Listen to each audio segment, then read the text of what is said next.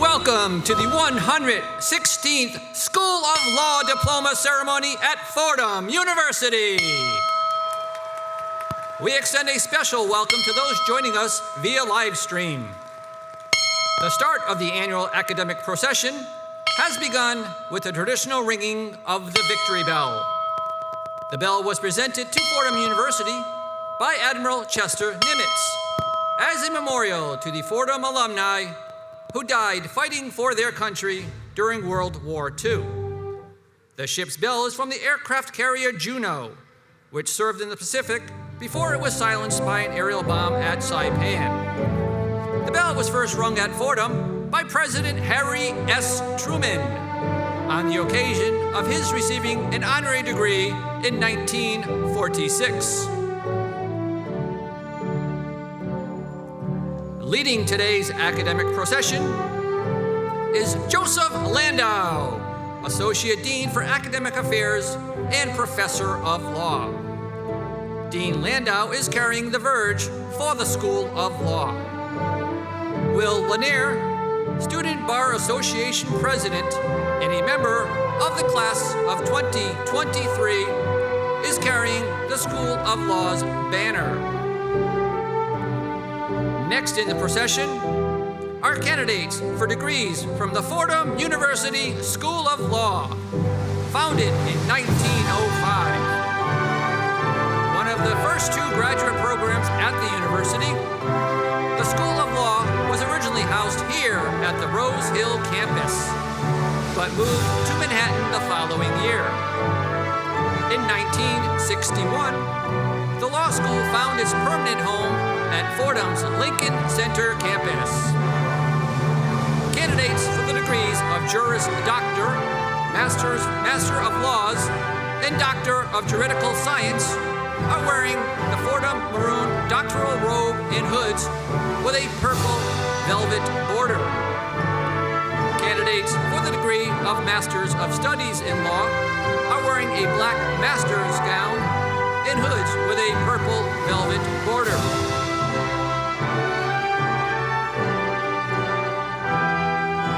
The Fordham School of Law's class of 2023 numbers 637 graduates.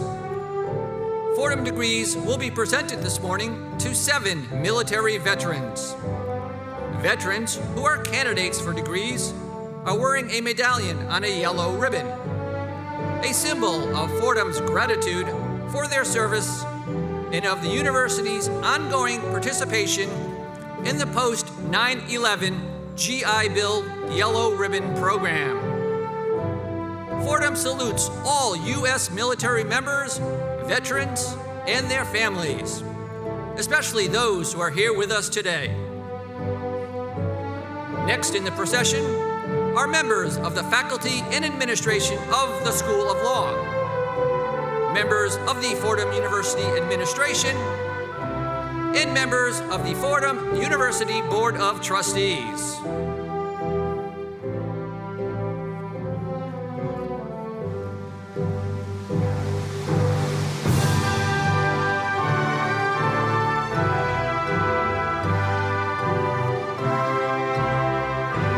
And now, please welcome this morning's honorary degree recipient, former Secretary of Homeland Security, J. Charles Johnson. Secretary Johnson is escorted by Martha Rayner, Professor of Law and Co-Director of the Criminal Defense Clinic. Secretary Johnson will receive an honorary doctorate of laws and address the class of 2023 this morning. At the end of the procession are the Dean of the Fordham School of Law, Matthew Diller, and the university's president, Tanya Tetlow.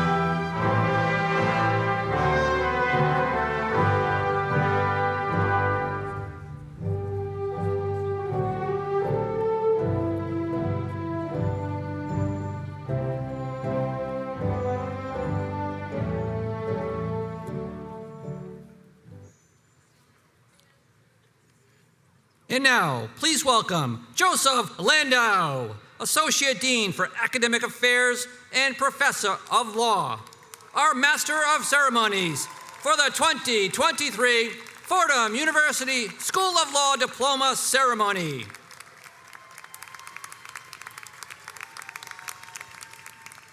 Good morning, everyone. Hello, and a warm welcome.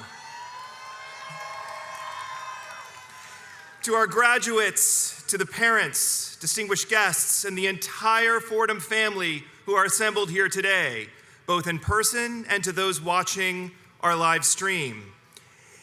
It is an honor to be here on this beautiful day.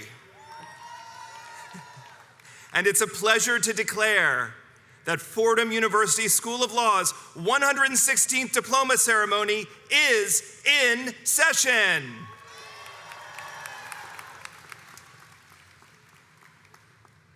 If everyone would please stand and join me in welcoming Father John Cicero, our Vice President for Mission Integration and Ministry, to give our invocation.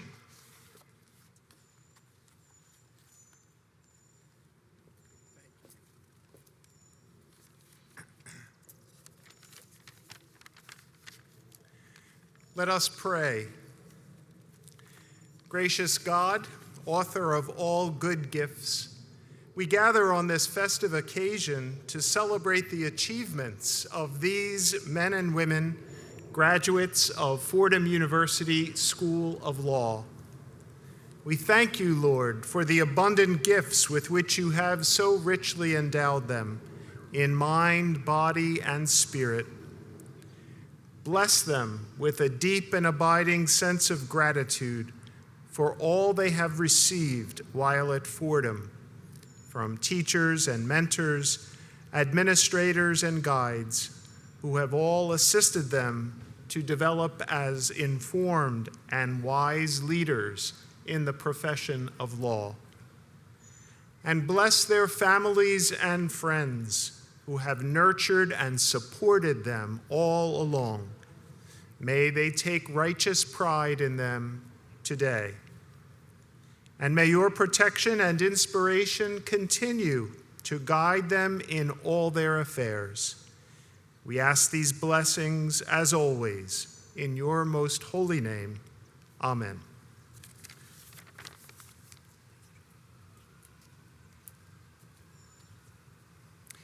If you could all please remain standing for the national anthem.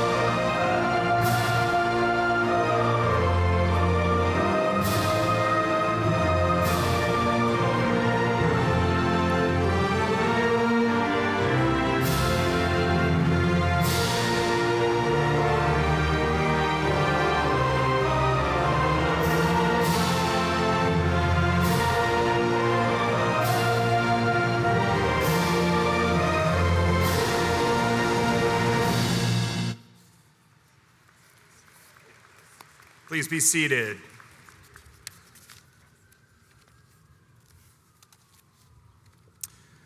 President Tetlow, Dr. Jacobs, members of the Board of Trustees, distinguished guests, faculty and administration, alumni, families and friends of the class of 2023, and members of the Fordham Law School graduating class of 2023, congratulations. This is such an exciting day.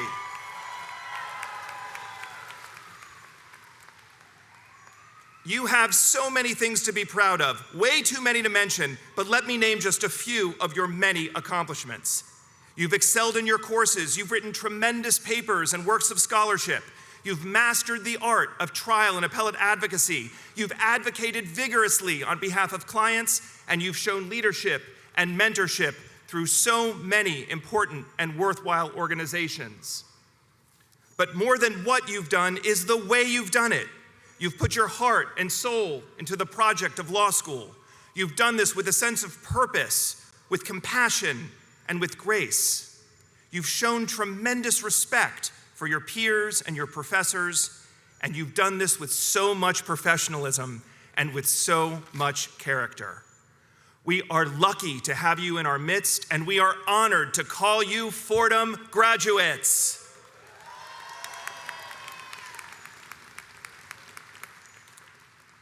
The world awaits you now with big and complex challenges. But one thing is for sure, if anyone out there is up for the task, it's you, our graduates. You are the future, and through your energy, intellect, and vision, you will guide us through the challenges we face. And as we think about the road ahead, I urge you to look within. Think about who you are, what you stand for, what you value, and the critical ways that your law school experience at Fordham has transformed your outlook on law, on life, and on the world around you. Never forget the people that have been a source of inspiration to you. Never give up on your dreams, and never let anything stop you from being what you are destined to become. Your faculty and your school are proud of you, not just for what you've done, but for all the things you are going to do and all you have ahead of you. And finally, this is not goodbye. This is hello to something new as you make your mark on the law and come back to Fordham to share your unique wisdom with future students who will follow in your footsteps.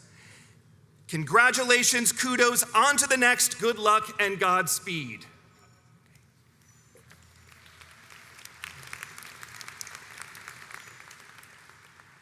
And now we have a special guest who is joining us today, our senior senator from New York and the Senate Majority Leader, Chuck Schumer.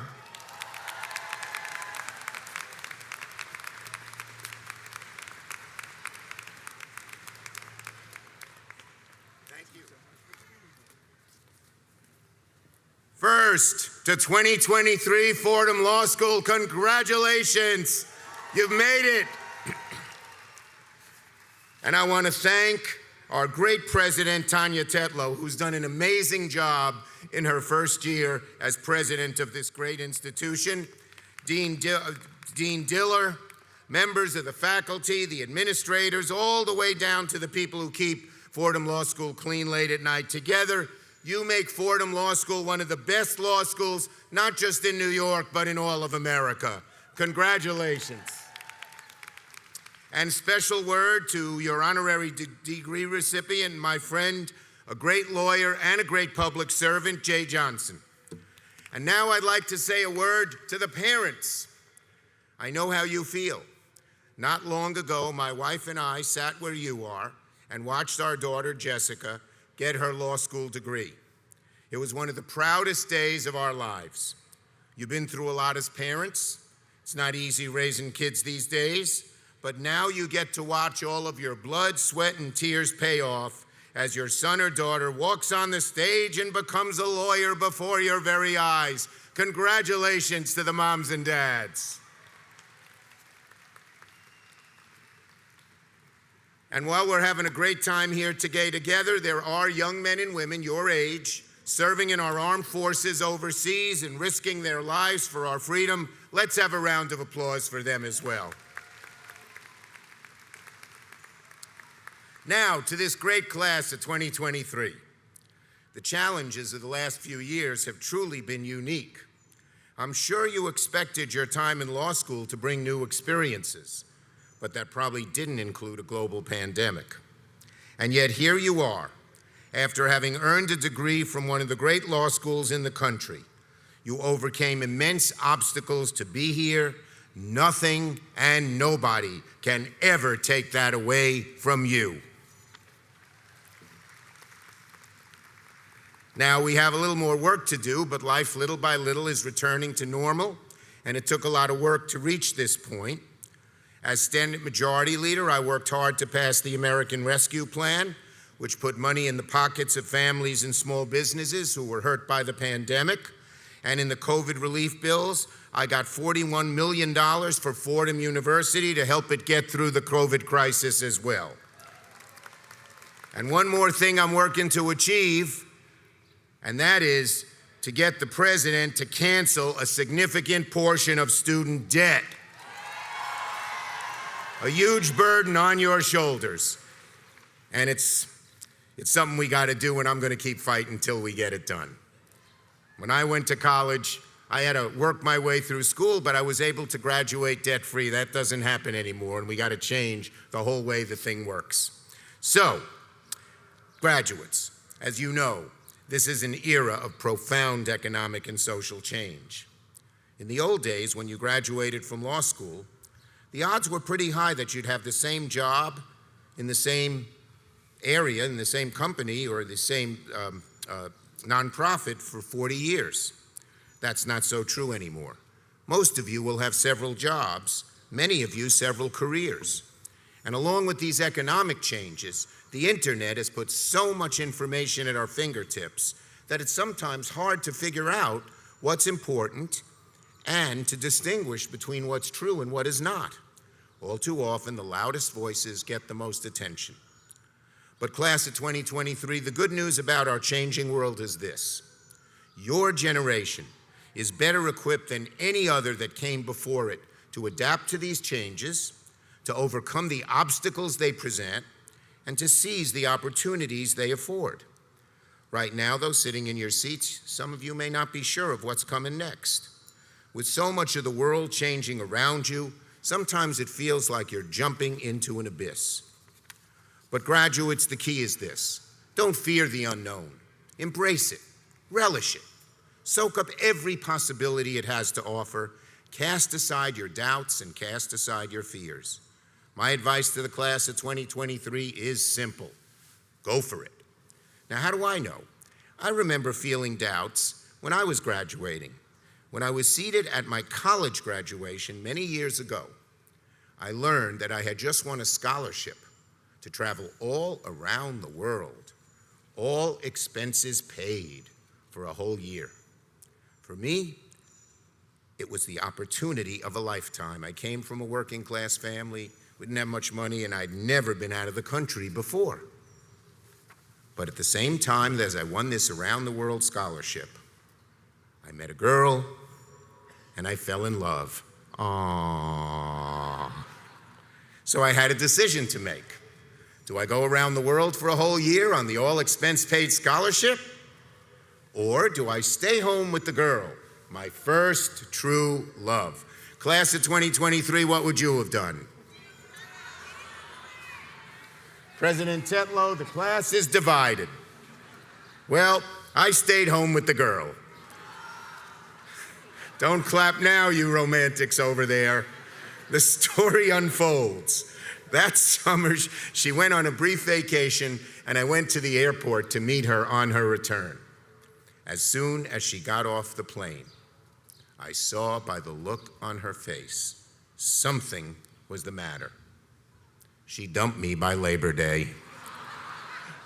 There I was, no scholarship, no trip around the world, no girl. I said to myself, what a loser you are. You're never going to make anything of yourself.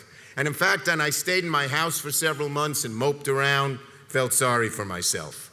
But somehow I picked myself up, dusted myself off, and moved forward. And a few years later, I found myself seated at graduation once again, this time from law school, just like you are today. But on the way home from graduation, I broke the news to my parents, to Mom and Dad, that I wasn't going to join the fancy law firm like we had planned. I told them politics was my passion. My dream was to run for public office. My parents were shocked. My mother was particularly disappointed. I grew up in a working class family that struggled to send me to college and law school. They wanted the best for me, and the law firm was paying $400 a week, which in those days was more money than my family had ever seen. But my heart wasn't in it.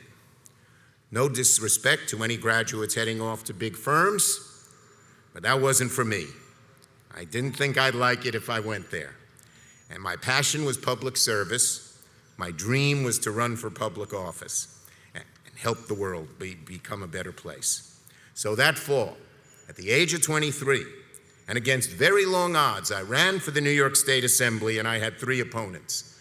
There was the party machine candidate, there was a neighborhood activist, and then there was my mother, who was telling her friends not to vote for me.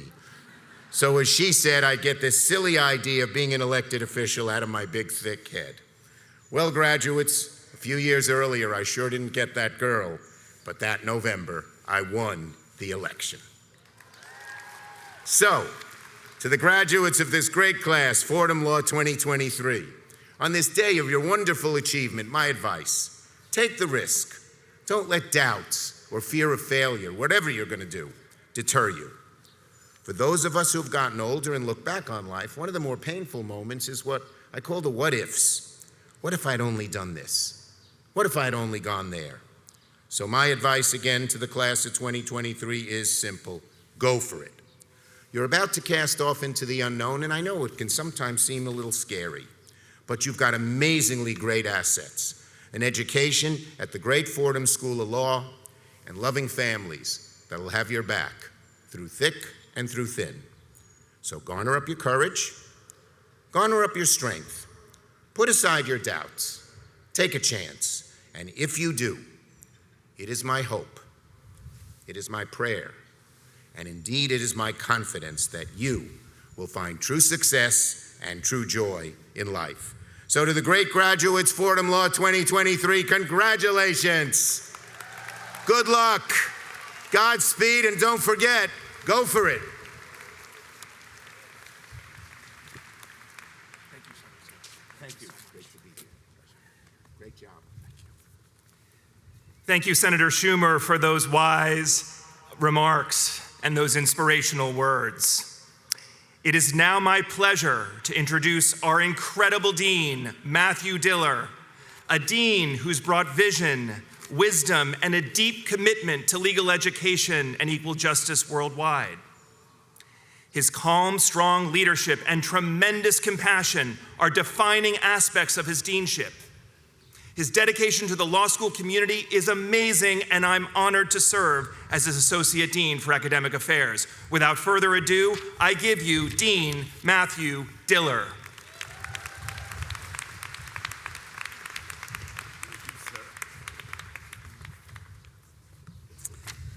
Thank you, Dean Landau.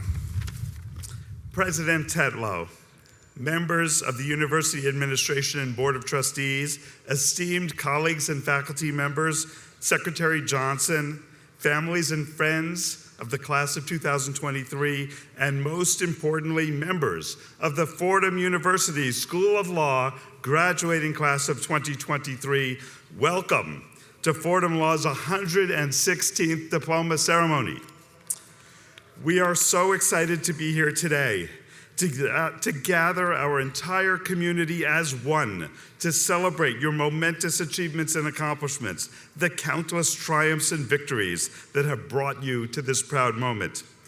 Today is the culmination of years of hard work and dedication. Law school is always incredibly challenging, but all of you faced unique challenges during your studies beyond what others have endured. Most of you arrived on campus when New York was still the epicenter of a global pandemic. We were all trying our best to navigate a horrendously stressful and tragic situation. In that first semester, all but one of your classes met online. Your in-person class required you to be masked and 6 feet apart in all directions. There were no gatherings of any kind permitted. Each of you had to call upon tremendous levels of grit and resilience. All through your time here, and despite every challenge, you've worked hard to take advantage of everything Fordham Law has to offer. You've developed the skills and knowledge to provide leadership that is characteristic of the best of our profession. You have mastered methods of critical analysis, learned to navigate intricate legal systems, wrestled with deep questions about justice and fairness, and learned concrete skills and professional habits. You've engaged in service, written important works of scholarship, and triumphed on our competition teams. You have supported each other and built community. All of these experiences, both the challenges and the celebrations, will put you in good stead for the rest of your careers. I am in awe of all of you for your perseverance and resilience in the face of adversity, your community spirit, and your willingness to aid your peers, your defining academic excellence and brilliant analysis. Your class has left a mark on our school, and for that I applaud you. The experiences of the past few years have changed all of our lives in unmistakable ways. The society and the legal profession you're about to enter are very different from what existed when you began your studies. And many of the challenges from before the pandemic not only remain, but have been further exacerbated. Challenges to our democratic institutions and culture, the polarization and fragmentation of our politics, and the persistent scourge of racism and inequality. Added to these challenges, the legal system itself is going through a period of disruption. Seismic shifts are happening in American law, and many of the ideas that have dominated our thinking for the past century are being re-examined, from understandings about the sharing of authority between the different branches of government to conceptions of the role of the Constitution in protecting individual rights. Even as you have been studying law, it has been morphing and transforming based on a very different set of precepts from those that have been in place for decades. All this change is evident in the decisions of the Supreme Court last term, which have been reverberating around the legal system for the past year. And between your graduation today and when you sit for the bar exam in July, the court will rule on the most contentious cases on this year's docket. Yes, there's more change to come. If your plan going to law school was to tackle complex problems, you may now feel like the dog who caught the car. Contemplating the scope and size of these issues can feel overwhelming. As you start your careers, the very ground on which you stand is shifting, and it's easy to doubt that you will find your footing. How can you make a difference in this new landscape on issues that you care about? How can you use your legal skills and training to have an impact? I recently read a book called The Long Path by Ari Wallach. Wallach explains how we have the power to transform and reimagine future outcomes, even when those outcomes look dire and challenging. Wallach writes that the future can appear as a straight line ahead of us. We project that which is most likely to happen will happen. When everything you see is telling you that events are going to turn out one way, it's extremely difficult to imagine what else is possible. Just as you are starting your legal careers, it can appear as if the die is cast. But Wallach challenges us to imagine what can be possible if you don't allow yourself to be limited by an expectation that what is most likely to happen will happen. What if the future that we see is but one of many possible futures, and that we, through the strength of our hearts, our skills, and our perseverance, can impact its course and nudge it towards a better outcome? Earlier this year, our law school had the honor of hosting Supreme Court Justice Sonia Sotomayor. Our students were invited to submit questions for the justice. One of today's graduates, Lauren Burgess, asked the justice how she maintains hope during what could appear to be dark times. Here is what the justice said in response. Well, what choice do you have but to keep trying to make it right? People make laws. Justices are people, and people can get laws wrong. But wrong things can be changed. That's what lawyers do. Work on changing those wrong things. So if you're disillusioned, then identify what's disillusioning you and become a champion of change. The arc of the universe does bend toward justice, but we have to help get that bend in place. What is most probable is not inevitable. And as the justice observed, our own efforts, our own agency, can put us on a path toward a better future. Our legal system is large and powerful, but it's not monolithic. It's layered and multidimensional. Just consider that within our own country, there are 50 states, each with its own constitution, laws, and court systems. There are tens of thousands of cities and counties. And at each of these levels, our system provides you with an almost infinite number of pathways to affect change, impact litigation, policy advocacy, scholarship, building and strengthening community organizations. Even assisting a single client in need of representation can make a profound difference. Helping an individual with something that is critically important to them can be the most fulfilling thing a lawyer does. It is the simple act of human connection, of shared humanity, that gives us meaning. And it creates ripples which start small and spread. There are always avenues for lawyers to make a difference. You may think that in your first years as members of the bar, you won't have the opportunity to create change, that your ability to have an impact will come years later. But let me assure you that you can make a difference from any vantage point in the legal profession, even on day one. Affecting change does not begin when you make partner, join the C-suite, or come to supervise others. Anyone can be a leader from any point on the org chart. We have many examples of new lawyers in our own Fordham family creating change in important ways. I'll list just three, all from the class of 2019, who only 4 years ago were sitting where you are now. And they found creative and inventive ways to use their talents and make an impact.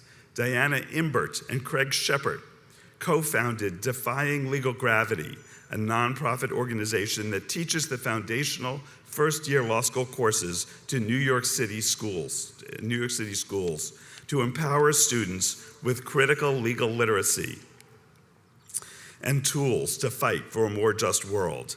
They do this while Diana works as an education attorney at Advocates for Children, and Craig works for the reform of our criminal justice system at the organization Common Justice. Akilah Brown attended evening classes while working full-time as a pro bono coordinator at a Wall Street law firm. After law school, she received a Skadden Fellowship to help develop community land trusts around the city, and in 2021, she co-founded Further Justice, a foundation that provides funding and individualized assistance to community-based organizations. And in his third year of law school, Shaul Sussman garnered national attention for an article he published that developed a new theory of how large tech companies were harming consumers in violation of the antitrust laws. His paper helped shift the conversation in Washington around unfair competition. And now, as Associate Director of Litigation at the FTC, Shaul is using his insights to help enforce the law and protect consumers. The ability to spot a problem, identify a solution, and then envision yourself as capable of bringing that solution into reality are the essential skills in effecting change. It's in the act of imagination that change begins. I have no doubt that you will be able to live up to the challenge of bringing about change, of helping to bend the arc of justice, as Sonia Sotomayor would put it. I have no doubt, because of what I have seen from all of you over these past few years. You have all done remarkable things during your time at Fordham Law, and I know that you will continue to make your impact felt wherever life leads you. When I first spoke to many of you at our orientation in 2020, you were at the very start of your journeys in the legal profession. Now, having mastered law school, you're at the threshold of your legal careers. At that orientation, I offered some thoughts on what I believe are the key habits of great lawyers, which I asked you to cultivate during your time in law school. I'm sure you remember them all. Be the kind of lawyer who thinks carefully and critically, advocates forcefully, listens and understands the other side, keeps the big picture in mind, acts with integrity and honesty, understands that law is about people and their lives, and is a lifelong learner with a vision to see possibilities and embrace change. I implore you to continue to cultivate these traits, for they will continue to put you in good stead for the rest of your careers.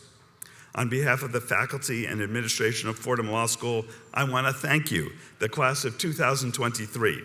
We are all in awe of what you have achieved and cannot wait to see how you will go out and lead the legal profession. And remember, we are in your corner. We, together with the great community of Fordham alumni, are your cheering section, your home team crowd, or as we say in Yiddish, your mishpacha. In sum, we are your people. As you strike out on your path, we will be rooting for you, and we will be here to support you on your way. Members of the class of 2023, congratulations.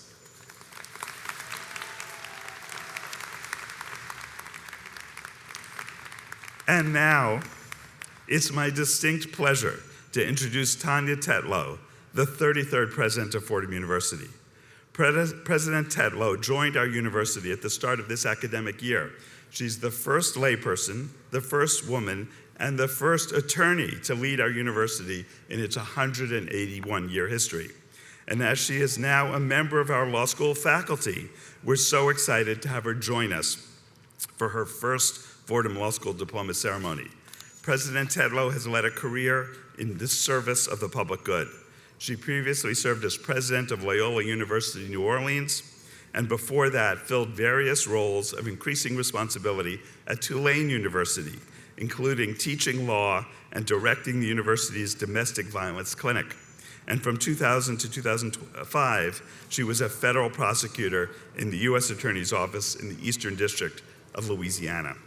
During her time in practice and in academia, President Tetlow has led numerous initiatives to increase access to justice. In 2014, at the request of the mayor of New Orleans, she led the Sexual Assault Reform Advisory Committee that created immediate and fundamental systemic reform of the city's police department handling of sex crimes. President Tetlow, thank you so much for joining us today. We're so fortunate to have you as a leader of our university who shares our law school's strong commitments to justice and to service. While our graduates have had a short time to get to know you, I'm so glad that they've had the opportunity to be inspired both by your leadership and your example. And I know that all of us here today are looking forward to working with you to ensure the legacy of both our law school and the university as a whole. And thank you for joining our mission to continue transforming legal education and training lawyers who practice in the service of others. Please join me in welcoming President Tanya Tetlow. Thank you.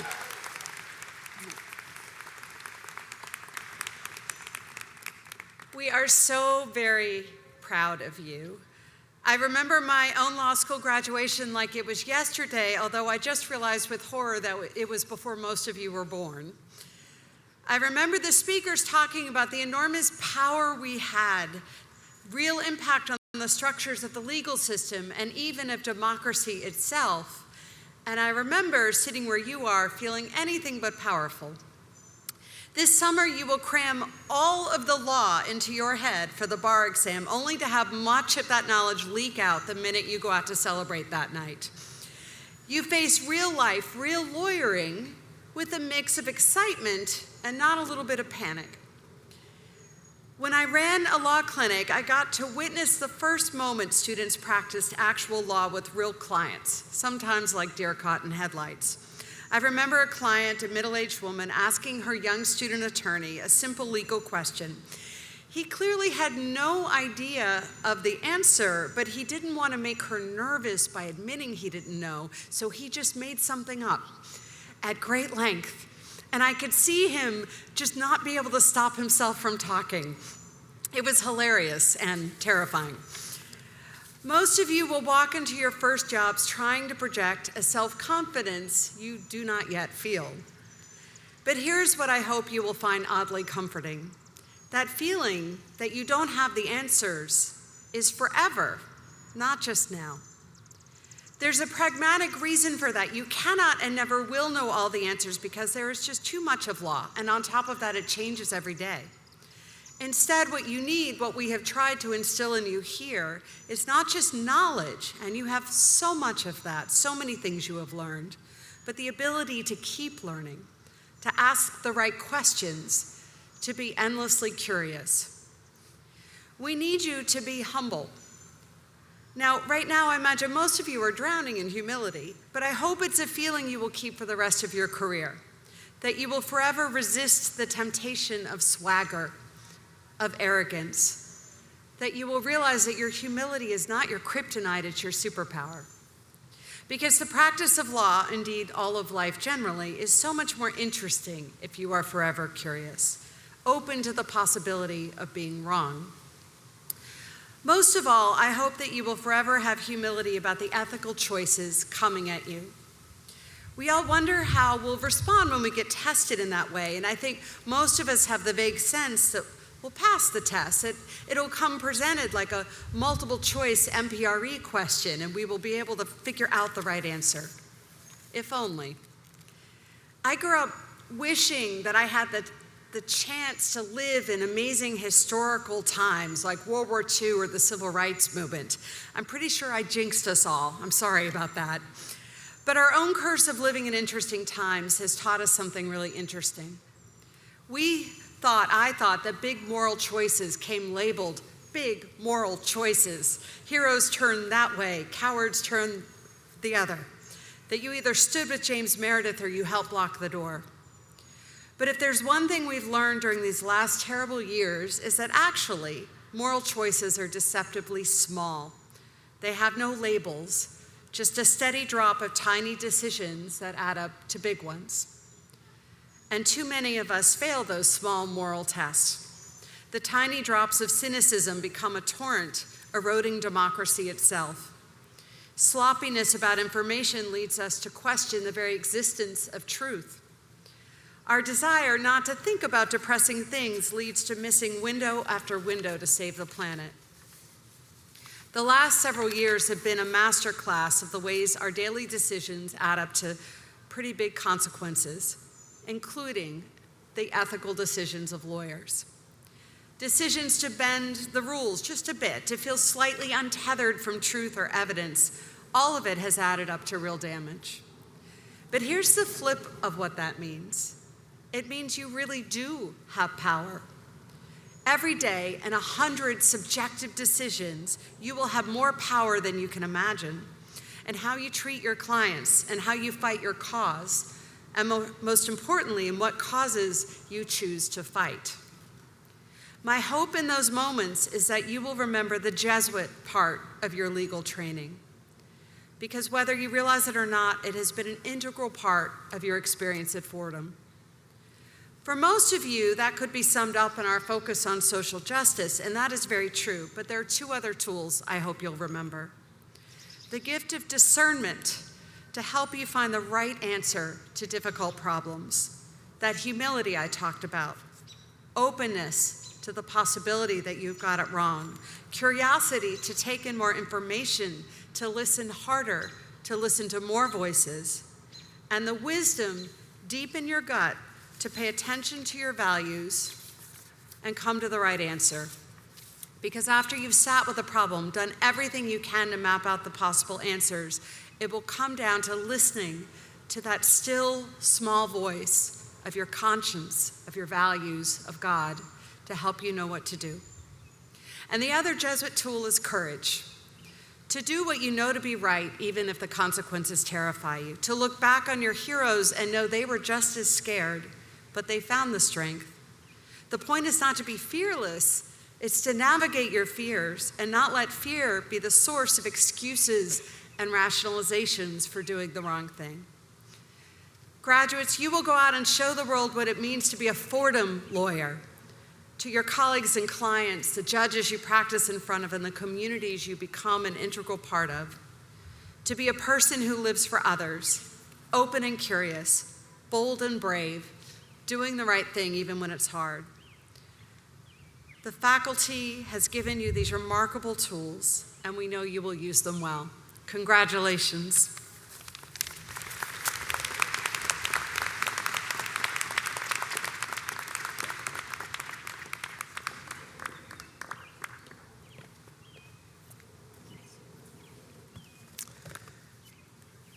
Thank you, President Tetlow, for those wise words. Secretary Johnson, it is my distinct pleasure to invite you to come forward with your faculty sponsor, Professor Martha Rayner. I also invite Judge Denny Chin of the Fordham University Board of Trustees, Tanya Tetlow, President of Fordham University, and Dr. Dennis Jacobs, University Provost, to join us for the conferral of your honorary degree.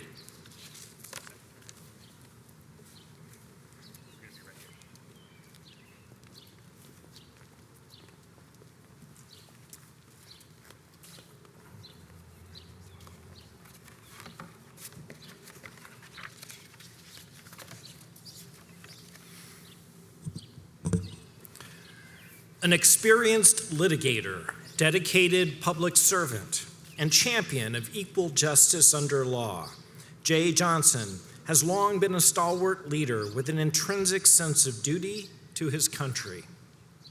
He comes from a line of influential Black Americans. His paternal grandfather was a renowned sociologist and the first Black president of Fisk University. A great-great-grandfather on his mother's side was the founding secretary of Brown Chapel AME Church in Alabama, the starting point for the Selma to Montgomery civil rights marches in 1965. When Johnson was 10 years old, the events of 1968, including the assassinations of Martin Luther King Jr.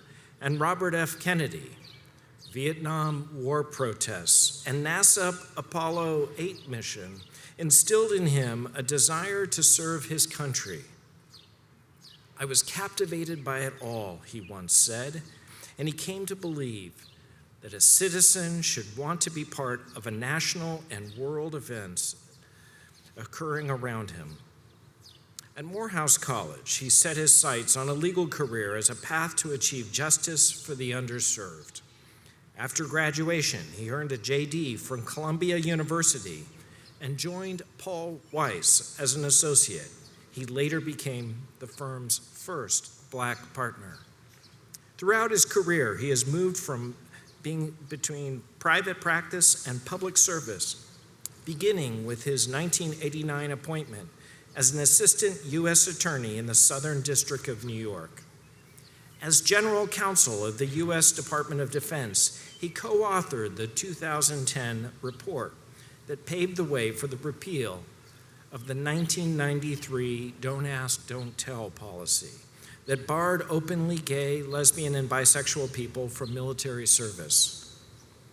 Former Secretary of Defense Robert Gates has described Johnson as the finest lawyer I have ever worked with in government, a straightforward, plain-speaking man of great integrity, with common sense to burn and a good sense of humor. In 2013, President Barack Obama appointed him to serve as the nation's Secretary of Homeland Security, where he is widely credited with raising morale and building a more effective, cohesive department. Johnson returned to Paul Weiss in 2017, but he remains committed to public service. In 2020, he completed a 4-month assessment of racial bias in the New York State court system and issued a report detailing 13 recommendations for reform. The court system has since implemented many of his recommendations, including bias training for jurors and court employees, community outreach and education programs, and the hiring of a statewide equal justice coordinator.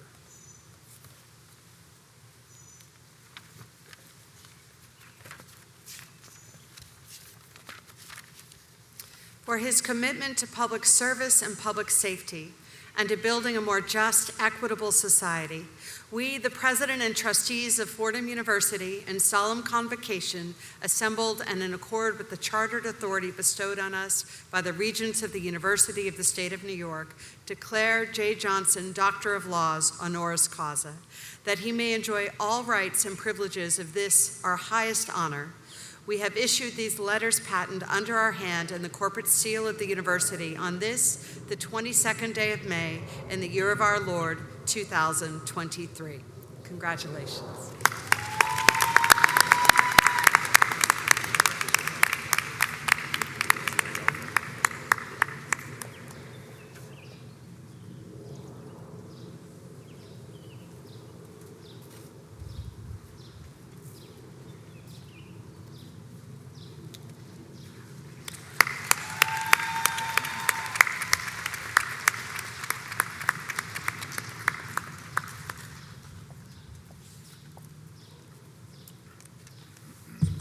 Ladies and gentlemen, please welcome Secretary J. Johnson.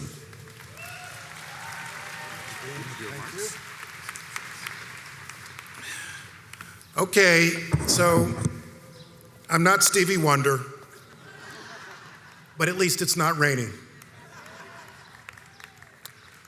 Graduates, are you ready to become lawyers? That was pretty wimpy. Are you ready to become lawyers? Are you ready to spend your entire summer studying for the bar exam? Are you ready for timesheets? Parents, families, are you ready for your child to start earning a salary? All right. I want to say thank you to the families, the parents who gave me a warm welcome as I was working up during the processional. You know, it's interesting. I think I am now recognized more in my post-government life than when I was Secretary of Homeland Security. When I was Secretary of Homeland Security, I was determined to raise morale within the department any way I could, if it killed me. So one day, March 2016, I went out and played undercover boss. I put on a TSA uniform, went to BWI and worked the line with all the other TSOs. The blue uniform with the badge, passed the bins, got all the gripes from the passengers. No one recognized me. No one recognized me, to the point where I said to an elderly couple on their way to North Carolina for their granddaughter's wedding, "Ma'am, do you see this patch on my arm that says Department of Homeland Security on it?" "Yes." "Well, I'm the head of this organization." And she looked at me and she said, "Well, thank you and congratulations on your promotion, young man." June 2017, I'm out of office. I'm on the Acela, coming home to New York. I had testified before Congress the day before on Russian interference in our US election in 2016, and everyone recognized me. I must have been on the news the night before. Everyone recognized me on the Acela. I was in the cafe car, on the line, waiting for my usual cheese and crackers plate. And a young lady next to me looked at me, did a double take, took out her iPhone. I could see she's queuing it up for the camera function. I know she's going to ask me for a selfie. She came over to me and she said, "Sir, I am from the United Kingdom, and my son back in London deeply admires you and everything you did in office." And I was in my shirt sleeves, and I had my White House cufflinks on, and we took the selfie, and this lady turned around and said, "Thank you so much, Mr. President."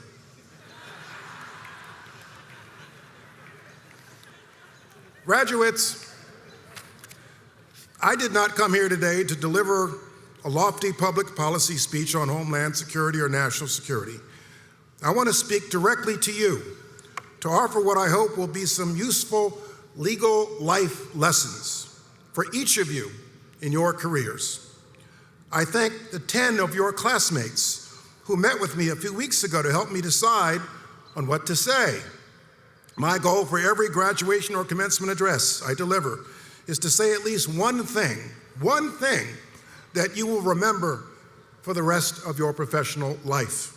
When I graduated from Columbia Law School in May 1982, 41 years ago, our graduation speaker was the civil rights leader and then mayor of Atlanta, Andrew Young.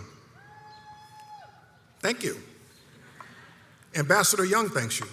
I remember exactly one thing he said. He told us, in your life, you will get to see and do things beyond your current comprehension. Looking back across the arc of my professional life over the last 41 years, I now know Ambassador Young was right. For at that moment in 1982, there was another black kid on the campus of Columbia University who I did not know, who, like me, had an African first name, and who would go on to become our first black president of the United States. Something I never expected to see in my lifetime, and that I would serve in his cabinet leading something called the Department of Homeland Security, something that did not even exist in 1982. I assure you, both of those were beyond my then current comprehension. Today, you enter what is, in my view, the most consequential profession of our nation. The profession has changed a lot since I passed the bar and became a lawyer. Lexis and Westlaw have replaced the stacks of books we used to comb through to find a point of law. Digitization has replaced the need for page-by-page review of documents to be produced in discovery. Artificial intelligence has, in many respects, even replaced the need to think. COVID, Zoom, and WebEx have put physical distance between us. But it is still the case that there are many different, good, and important ways you can and will improve the world with your law degree.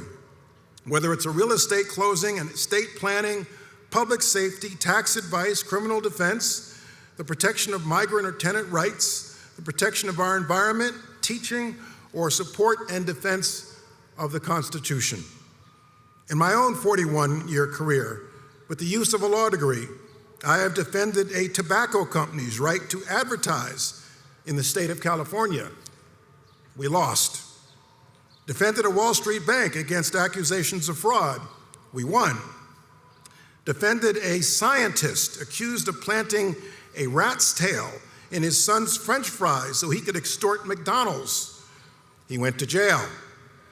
Prosecuted an INS agent for criminal civil rights violations. He was pardoned by President Trump 35 years later. Defended a New York City cop against an allegation of homicide. He was exonerated and went on to be a hero on 9/11, and gave the legal sign-off on lots of counterterrorism operations to make our homeland safer. I have seen the profession from just about every angle, except as a judge. As a lawyer in big law, a prosecutor, a criminal defense attorney, the senior legal official for the Department of Defense, and as a client, as the leader of the Department of Homeland Security. With the benefit of that experience, here are 7 legal life lessons I want to share with you. First, there are smart lawyers and there are great lawyers. A smart lawyer is not necessarily a great lawyer. A smart lawyer can identify all the legal issues embedded in the law school exam.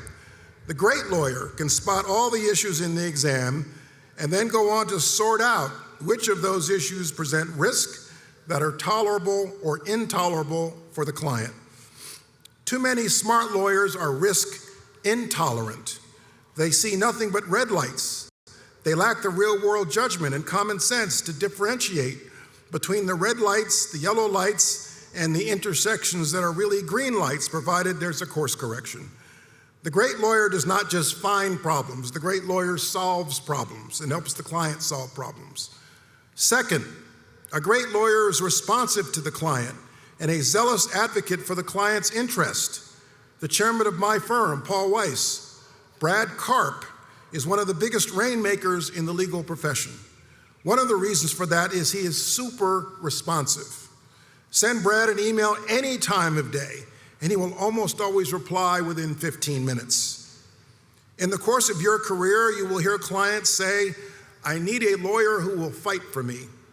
Clients want to know that they can trust you to be in their corner and that you are as committed to their cause as they are.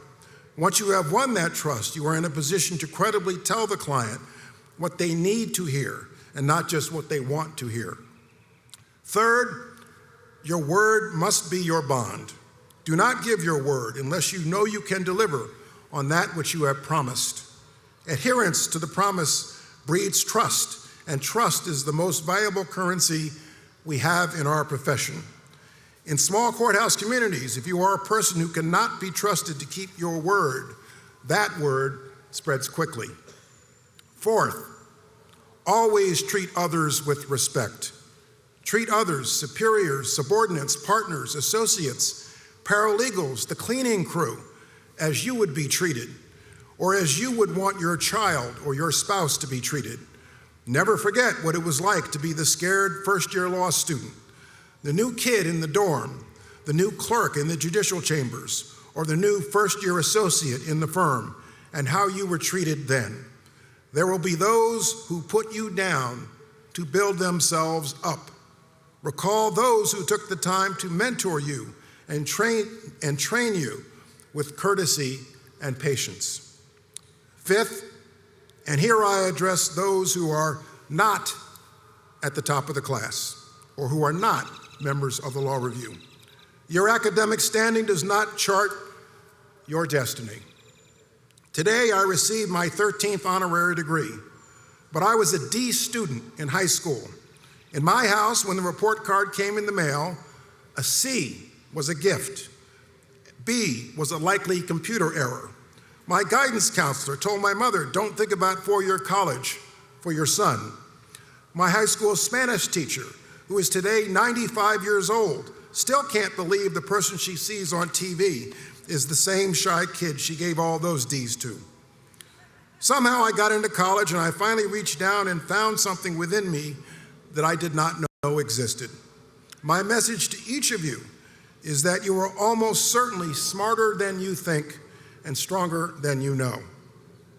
Sixth, the motto of Fordham Law School is "in service of others."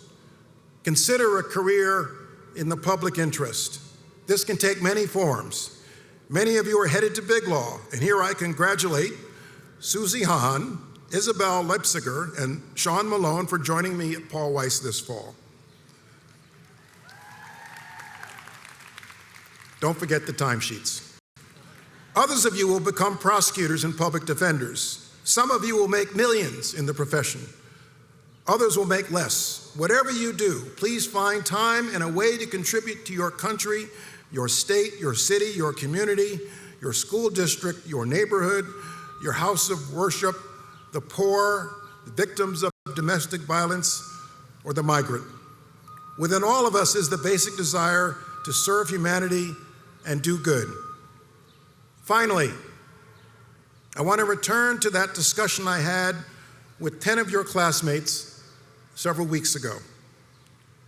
In that Zoom meeting, one of your classmates told me she objected to me as her graduation speaker because, in her view, my career in and out of government was not in the public interest. This same student told me she would not even attend this event. Whether or not that's true, I want this student to know I salute her courage and conviction and will dignify her objection by addressing it in front of all 600 of her fellow graduates. I respect your classmates' impassioned desire for change and the manner in which she has chosen to pursue it. I hope you and she can respect mine. In pursuit of a better world, I have chosen to accept a seat at the table, inside the Situation Room while I was in government, and inside the corporate boardroom post-government. Others choose a different course, advocating for change from the outside. I believe there is a role for both of us and that both are indispensable to change. So as General Counsel of the Department of Defense, I co-wrote the government report that was the official assessment that the military could handle the repeal of Don't Ask, Don't Tell. The law was repealed by Congress 3 weeks later. At the Oxford Union in England in 2012, I was the first member of the Obama administration to publicly say that war must not be regarded as the new normal, that war must be regarded as a finite, extraordinary, and unnatural state of affairs. When I was Secretary of Homeland Security, President Obama and I expanded the DACA program. In 2014, we created a separate, much larger program called DAPA to defer the deportation of adults who had children born in the United States. We defended DAPA in the courts all the way to the Supreme Court, where in a tie vote, the court refused to overturn a lower court injunction of the program. With the official imprimatur of the title Special Advisor on Equal Justice in the New York State courts, in 2020, I wrote a public report calling out the dehumanizing and demeaning cattle call culture that people of color face in state courts. Some of you in this class will one day occupy positions of power and importance. You may even rise to a height beyond your current comprehension. As you make that ascent, you will discover that issues and problems are rarely black and white. They are complex, multidimensional, varying shades of gray. Sometimes the choices will be limited to bad versus less bad. You will rarely have the opportunity to make a decision or take a position that aligns 100% with your personal convictions. You will lose sleep, but you will do the best you can. In diplomacy, we must extend a hand to countries with a less than perfect human rights record. In national security, we must make command decisions that may lead to unintended losses of life. In homeland security, we must deport people back to impoverished nations to enforce our immigration laws. Judges must make decisions driven by law and not emotion. I recall vividly 25 years ago, sitting in the courtroom of a federal district judge who happens to be a graduate of this law school. I was early, waiting for my case to be called. Before me on Judge Loretta Preska's calendar was a guilty plea. The defendant pled guilty to a very serious nonviolent drug offense that was going to guarantee him decades in prison. Following the guilty plea, the defendant's lawyer made an impassioned and lengthy case to Judge Preska that the defendant remain out on bail before sentencing, as this would be his last opportunity for many years to be with his teenage son on his birthday. Judge Preska listened patiently to the lawyer's case, after which, with her voice breaking with emotion, she addressed the defendant's son directly and explained to the boy that she could not permit his father to be present for his birthday and would have to send him to jail. The experience promoted my confidence in the federal judiciary, as I would rather see a judge, in following the law, send the defendant to jail with compassion in her heart rather than ice in her veins. This brings me to my seventh and final point. Our nation is increasingly divided along political and cultural lines. It is becoming harder and harder to have an intelligent and reasoned debate on the great issues of the day.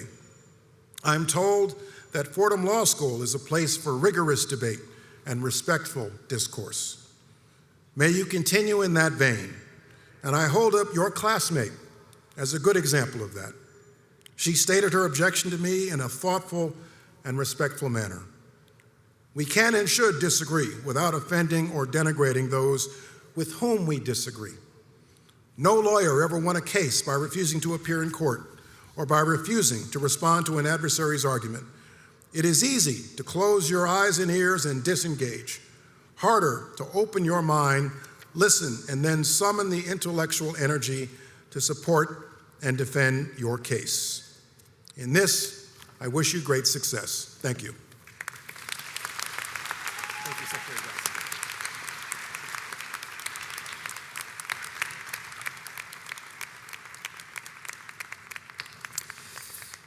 Thank you so much for those moving and inspirational words, Secretary Johnson. It is now my honor to ask my colleague, Professor Claire Huntington, to come forward for the graduation awards.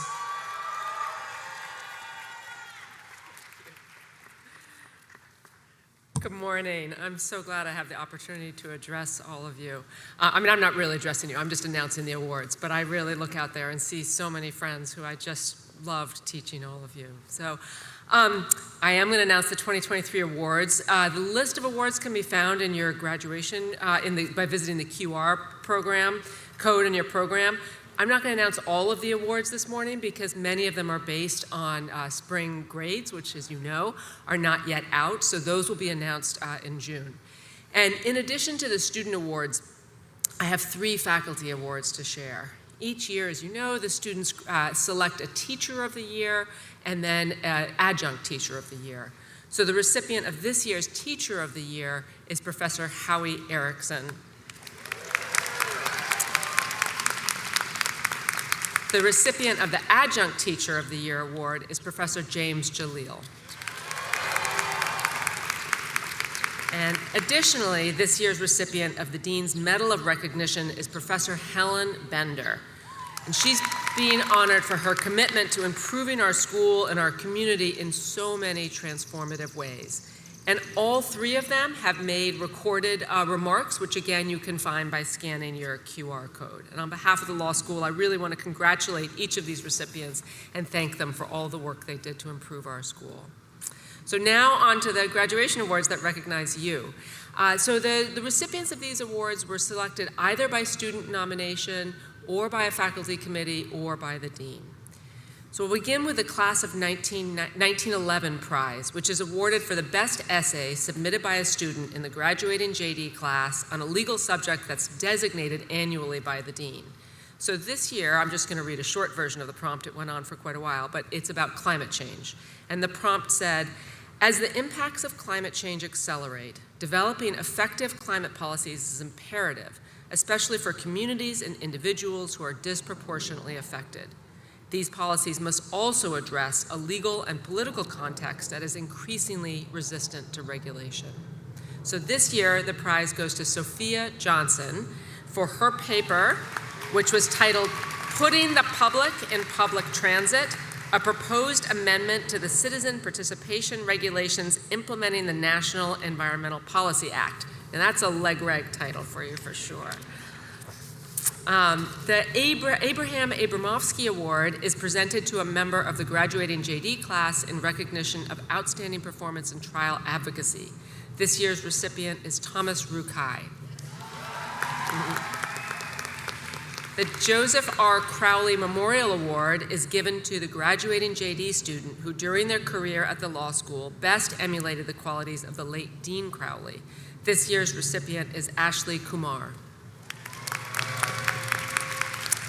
The Mary Daly Prize in Legal Ethics is awarded to the graduating JD student who publishes the most significant writing related to lawyers' professional responsibility and the legal profession. Is established by the directors of the Stein Center on Law and Ethics in memory of their beloved colleague Mary Daly, who directed the Stein Center in the 1980s and 90s.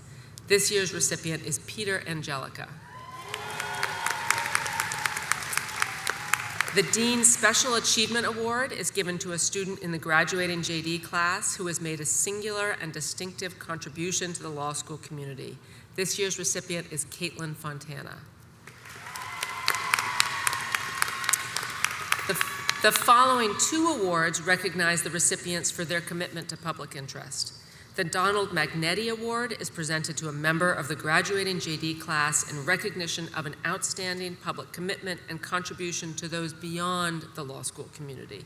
This year's recipient is Ann Brodsky.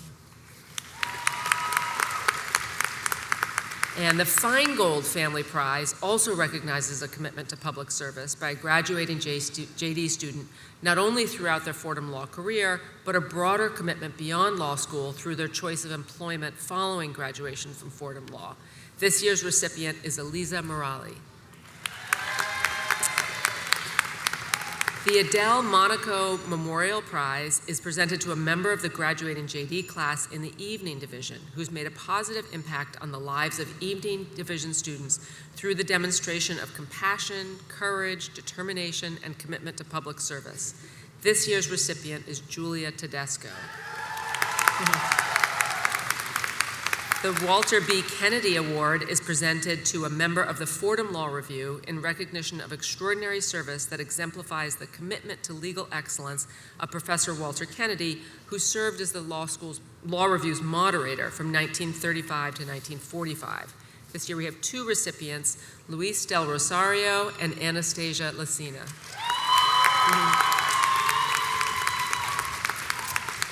The following three awards recognize the recipients for their participation in this year's Moot Court Board. So the Keith C. Miller Memorial Award is presented to a member of the graduating JD class who has demonstrated unselfish dedication to the Fordham Moot Court program. It's named in memory of Keith Miller, who was the managing editor of the Moot Court Board in 1986 and 87.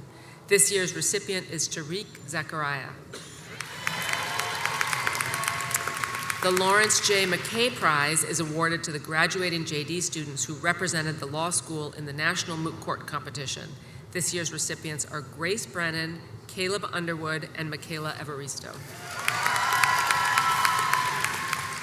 The Kimberly Greer Singer Award is awarded to a member of the National Moot Court Competition team who possesses outstanding oral advocacy and legal writing skills, as well as demonstrated an interest in teaching or mentoring students. This year's recipient is, once again, Michaela Evaristo. The Monsignor James J. Murray Prize for Achievement in Public Service is given to a graduating Fordham Law JD student who is committed to a career in public service. The prize was established through a generous gift from James J. Houlihan from the Gabelli School of Business, Christy Houlihan, a graduate of the law school, and the Houlihan family. And just as Monsignor Murray exemplified the Fordham Law motto, in service of others, it's the hope of the Houlihan family that the recipients of this prize will commit their professional lives to public service. This year's recipient is Elizabeth Gudgel. The Anne Moynihan Award is presented to a member of the JD graduating class in recognition of outstanding performance in the law school's clinical program. This year, there are three recipients: Gina Kim, Lauren Shad, and Bonnet Touré. The National Association of Women Lawyers Award is sponsored by the National Association of Women Lawyers and recognizes an outstanding JD Law graduate of each American Bar Association approved law school. This award is given to a recipient who contributes to the advancement of women in society, promotes issues and concerns of women in the legal profession, exhibits motivation, tenacity, and enthusiasm, demonstrates academic achievement, and earns the respect of faculty, administration, and fellow students. This year's recipient is Catherine Keene. The Parchamovsky-Siegelman Student Graduation Prize is awarded to the graduating JD student who produced the best work of scholarship published in one of Fordham Law School's journals. This year's recipient is Jamel Gross Castle. For his paper, The Solution to Shadow Trading is Not Found in the Shadows of Current Insider Trading Laws, a proposal amendment to Rule 10b-5-2. The Robert Aram Renzulli Prize in Criminal Law is presented to the graduating JD student who has excelled in the area of criminal law while at Fordham Law School and who intends to engage in public service criminal law work upon graduating. The prize is supported by the Renzulli Charitable Trust, Kevin and Janine O'Brien, and Martin J. and Mary Ann McLaughlin. This year's recipient is Fernando Ramos. The Joreen Frankel Robbie Class of 1979 Memorial Legal Research Prize is presented to a graduating student who's demonstrated excellence in the Advanced Legal Research Program. This year's recipient is Alec Kramer. Two more awards. The Graduate Student Community Prize is awarded to the graduating LLM or MSL student who made a singular and distinctive contribution to the law school community of the Fordham Law graduate student community. This year's recipient is Syed Mohammad Mohseni. And finally, the Eugene J. Keefe Award. This award is presented to the person who's made the most important contribution to the Fordham community. This year's recipient has been an exceptional leader. He's been the voice of the student body, has a great taste in memes, and has collaborated with the administration to bring about real change at the law school. So it's my pleasure to announce that the recipient of this year's Keefe Award is your SBA President, Will Lanier. So in the tradition of this award, the Keefe recipient has an opportunity to address the audience. So Will, please come up.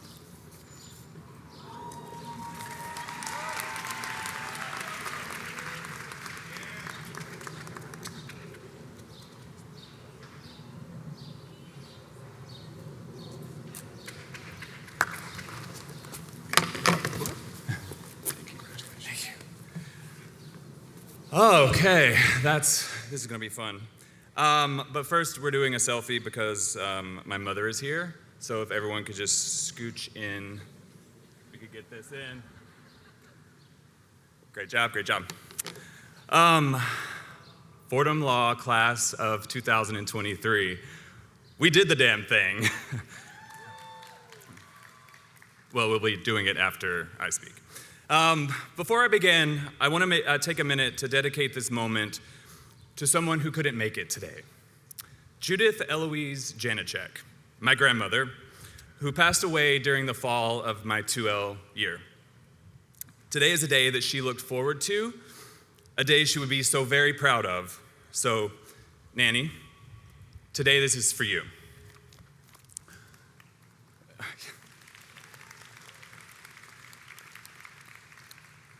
Esteemed faculty, honored guests, proud parents, and my fellow graduates of class of 2023.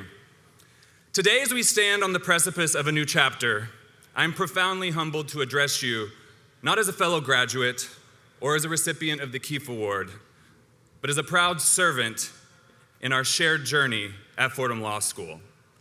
As your president, my goal was to reignite community at Fordham, a community whose light was dimmed by the pandemic, and I hope I've served you well. Our years together here at Fordham have been unique, to say the least.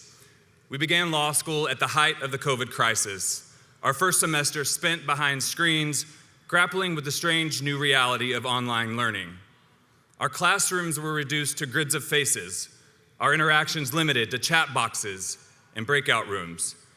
Yet despite the distance, we found ways to connect, to engage in meaningful discussions, and to tackle issues of inclusion and diversity. We may not have gotten it right every time, but despite this, we persisted. We've learned that it's not enough to simply observe the world. We must engage with it, voice our beliefs, and take action. We've learned that we must speak now because our voices are catalysts for change. Reflecting upon this, I'm reminded of a story from my own past. It was a small Texas town with a population of about 2,500, and I was in the first grade. A group of moms came to our classroom to talk about the sport of cheerleading. I was awestruck. Then and there, I decided that I was going to try out. It was a move unprecedented in the town's history, a boy daring to be a cheerleader. I tried out, I made the squad, and made that sport my everything for 12 years. But soon after the first game came the criticism, and it was harsh. It was then that I learned my first of many gay slurs, not only from my peers, but also from grown men in the stands and school administrators. Despite the contempt for my existence, the hatred, the fear, I did not waver. Being gay in a small Texas town wasn't easy, but I decided that I would not let their words define me.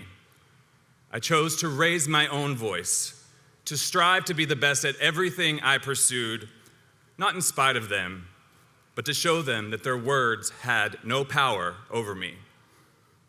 My grandmother, a lifelong resident of my small town, encouraged me to step beyond its boundaries, to do what she never could, to explore, to test the American dream and its promise of equality and opportunity. She once told me, "Some of us can never leave, but you can always come home." Her words are a constant reminder that I have the power to shape my own narrative, to define my own success. I encourage you to be just as fearless. We are the future lawyers and leaders of the day, and we must fearlessly leverage the tools we have learned over our years here at Fordham to take action on the pressing issues of our time, to strive for racial justice, to fight for an end of mass incarceration, to safeguard a woman's right to choose, to champion the rights of our trans siblings, to protect the children gunned down in their schools, and to show our fellow citizens of the world that might does not make right. Only right makes right. We must do all of this to save the Republic. Our years here have equipped us with the tools to understand and interpret the law, and have instilled in us a profound responsibility to use that understanding for the betterment of society. Fordham Law Class of 2023, one day we will be remembered. Be remembered not for your silence, but for your voices, for the causes you champion, for the changes you effect. Be remembered for the history you create with your words, your actions, and your unwavering commitment to justice. I also want you to remember. Remember this moment. Remember this feeling. Remember the battles we have won. We have lived through the magic and the madness of law school and emerged stronger, braver, and ready to face any challenge. As we move forward, we must also remember to look back, to draw strength from our journey, and to remember the challenges we so resiliently overcame. Let us remember the bonds we formed, the community we built, and the difference we made. As we stand here ready to take our place in the world, let us also remember that we have the power to change the narrative. Like that young boy who chose to forge his own path despite the taunts and jeers, we too can choose to speak now, to be fearless in our pursuit of justice, and to stand up for those who cannot stand up for themselves. The time to speak up and speak out is now. We must speak now to challenge inequality, speak now to advocate for injustice, speak now to advocate for justice, not injustice, speak now to fight for the rights of all. We must speak now for the sake of the Republic. May our time at Fordham Law be the walls we crash through together, making way for a future filled with promise and purpose. To my fellow graduates, it does not matter what names people call you. It only matters what you choose to answer to. In the face of adversity, let us be like that young boy who chose to answer not to what others called him, but to his own belief in himself. Choose to answer to advocate, leader, change maker. Choose to answer to ally, friend, hero.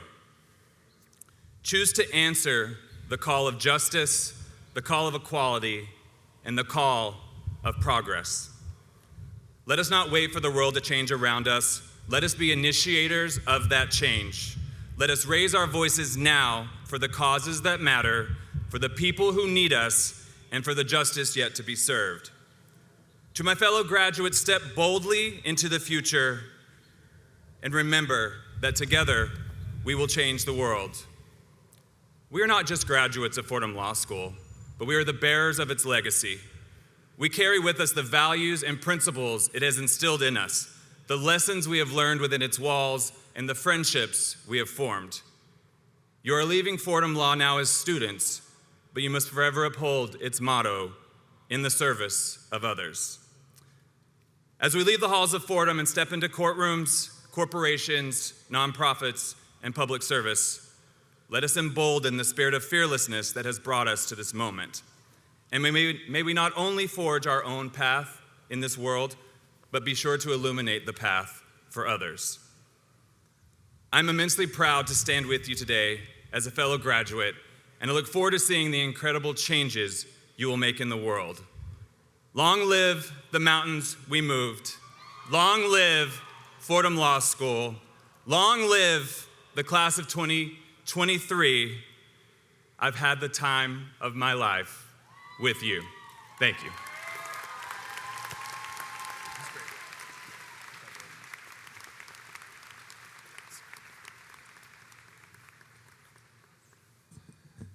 Thank you, Will. Congratulations. We salute you and we thank you for those inspirational words.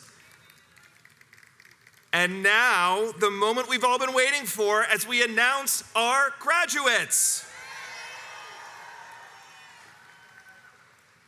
I'm delighted to be joined by my colleague, Cecilia Caldera, Assistant Dean of International and Non-JD Programs, who will announce our incredible SJD, MSL, and LLM graduates. Dean Caldera.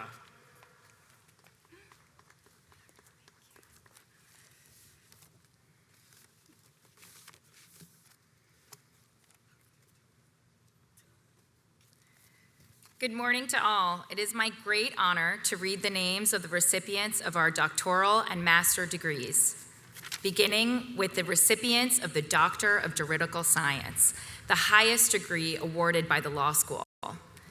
They are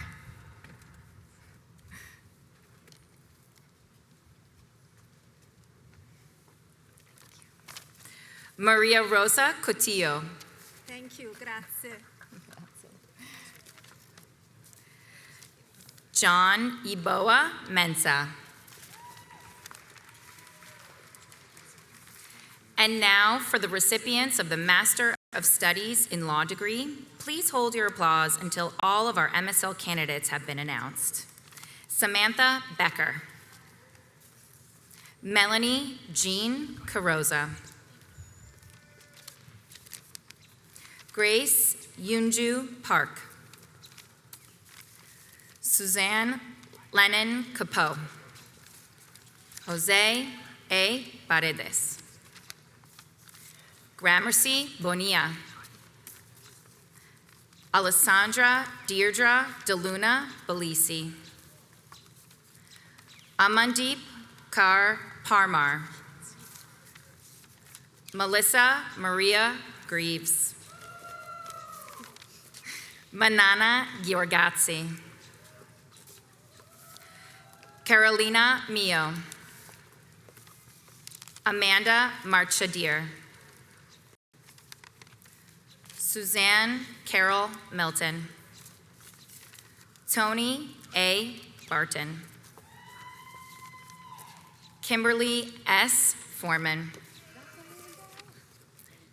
Takesha M. Green. Alicia Black Brumfield.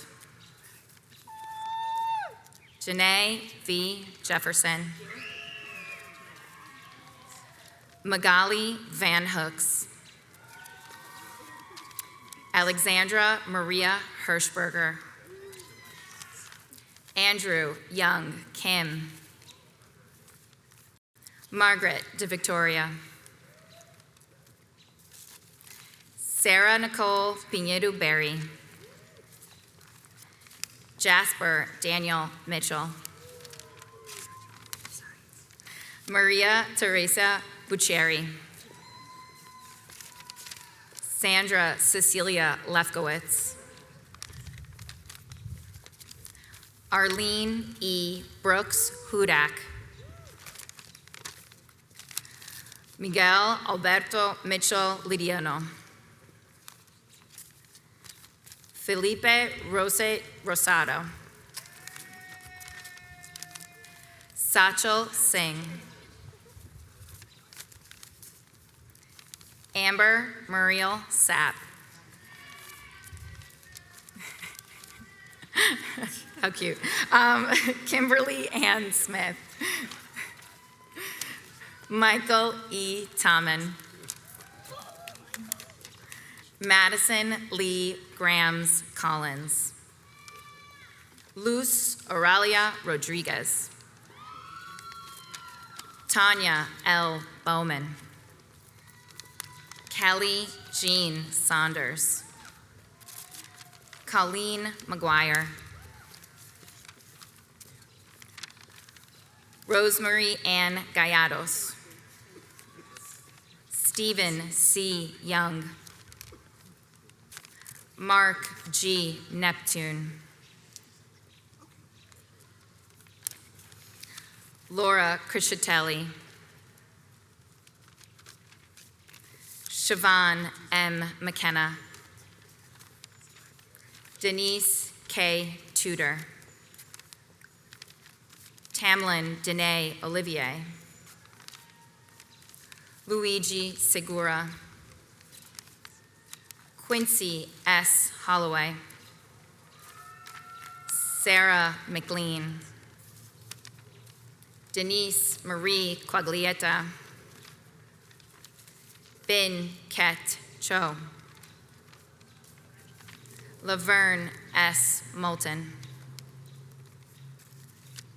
Janella J. Jack. Greta Elizabeth Bodhu. Jacqueline Marmota. Julia Martinez. Nelsie Maria Rivera. Teresa Progetti Ramos. Alyssa Christine Shields. Elia Vasil. Anne Elizabeth Pravell. Susan Ray Pack. Justin Brandon Phillips. Shayla Denise Webster. Farah Akbar. Imani Yasmin Mijet. Micaiah Booth. Brooke E. Maring. Chloe Davila. Aries Cruz. Krishna Sai Kata. Yuki Hirose. Jiali Zhang. Gela Blitz. Glory Majeli. Gurjinder Singh. Kelly Patrice Johnson. Cecilia E. Miranda.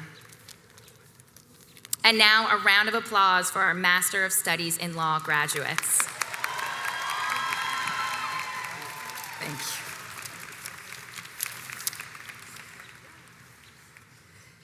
And now the recipients of the Master of Laws degree. These students already hold law degrees, many from outside the United States. After each recipient's name, I will indicate the country from which they received their law degree. Please hold your applause until all LLM candidates have been announced. Rita Kalechi Okafor, Nigeria. Amrinthami Chandrasekhar, India. Eli Liu, Taiwan. Sakatomo Nakamura, Japan. Nana Sakvaraledze, Georgia. Natalia Simões, Brazil. Claudia Nadine Curtis, USA. Sofia Bendoshvili, Georgia. Antonella Ciocchiari, Italy. Tian Thuy Lee, Vietnam. Guglielmi Ramon, France. Antonia Deboeuf, France. Beta Grunwald, Slovakia. Maria Lucia Marcini, Argentina. Maria Florencia Villaggi, Argentina. Natasha Faisal, United Kingdom. Mehak Agarwal, India. Nadini Komar, India. Akanksha Jaziwal, India. Kenza Mena, France. Avantika Bhattacharya, India. Krisha Devendra Shah, India. Renana Margalit Cohen, Israel. Mayan Miriam Perry, Israel. Maria Rivera de Asís, Spain. Leticia Sosa de Oliveira, Spain. David Alejandro Lugo Barroso, Venezuela. Josephine Rosa Frein von Schorlemer, USA. Loris Beaki, USA. Jorge Enrique Vasquez Navarro, Mexico. Ignacio Gorostidi, Spain. Luis Basvelbaso, Argentina. Guilherme Franca, Brazil. Jules Debust, France. Leo Lemaire, France. Marie-Helene Caramanzana, France. Esther Gisnell, France. Serene Diala Otmani, France. Adrienne Lameau, France. Yusuke Abe, Japan. Matteo Davide Bebbo, Italy. Giovanni Marenco, Italy. Giulia Tacchini, Italy. Eduardo Leo Zappa, Italy. Federico De Palma, Italy. Giovanni Candito, Italy. Eleonora Milione, Italy. Elise Germani, Italy. Carlo Eugenio Monte, Italy. Chuemeka Obina Ginakawa, Nigeria. Quinn Nguyen, Vietnam. Megan Shu Mi, China. Suzanne Elizabeth Hawkins, USA. Francesco Palensteiner, Italy. Solon Aliro, France. Xin Yu Wu, Taiwan. Nang Su Montar, Myanmar. Sarah Alexandra Maria Schwimbach, Germany. Katja Bignal Daly, Australia. Waka Tanaguchi, Japan. Alessio Manzotta, Italy. Omar Mubarak, Egypt. Henna Salehi, Afghanistan. Dorinda Selabek, Montenegro. Marian Fadel, Egypt. Syed Mohammed Husseini, Iran. Sarah Hamoud al-Rashid, Saudi Arabia. Eshi Gulen Yiğits, Turkey. Helio da Rocha Neto Albuquerque, Brazil. Atakan Gongordu, Turkey. Jimena Paternina de la Hoz, Colombia.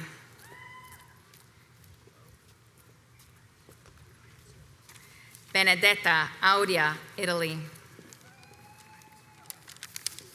Hitesh Avinash Cordia, India. Sang Ziring Jamlin, USA. Yashutomo Wakiyama, Japan. Weilun Singh, Taiwan. Erkin Sezgin, Turkey. Yaren Yuktsek, Turkey. Maria Kuruchet, Argentina. Giulia Caselli Maldonado, Italy. Cristina de la Puente Pujanier, Spain. Maria Antonieta Fernandez Roca de Marco, Spain. Carla Carch Brosa, Spain. Delfina Carregal, Argentina. Victoria Rodero Semivolkova, Spain.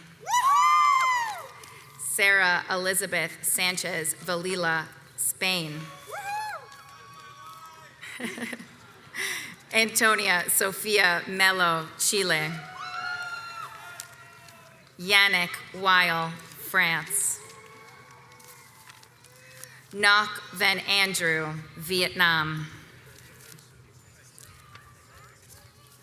Ravimbo Fundira, South Africa. And now a round of applause to the Master of Laws graduates. Congratulations.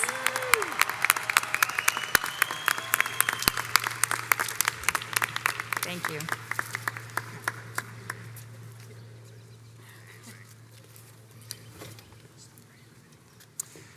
I am delighted now to be joined by my colleague, Professor Michael W. Martin, the Associate Dean for Experiential Education, to announce our incredible JD graduates.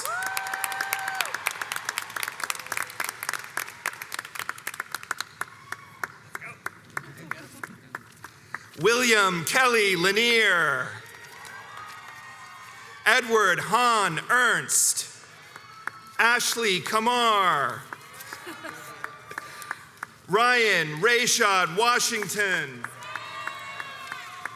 Caleb Michael Underwood, Matthew Ryan Purdy,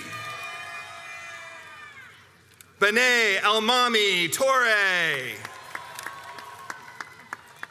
Brandon Auckland Small, Peter Kerm Angelica, Lindsay Newberger, Isabel Leipziger,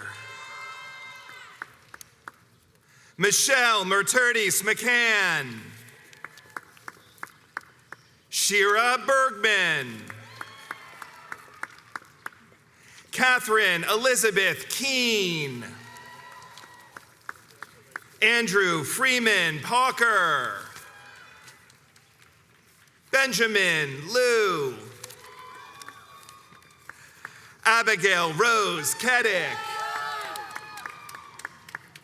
Pierce Dylan Bard Walsh,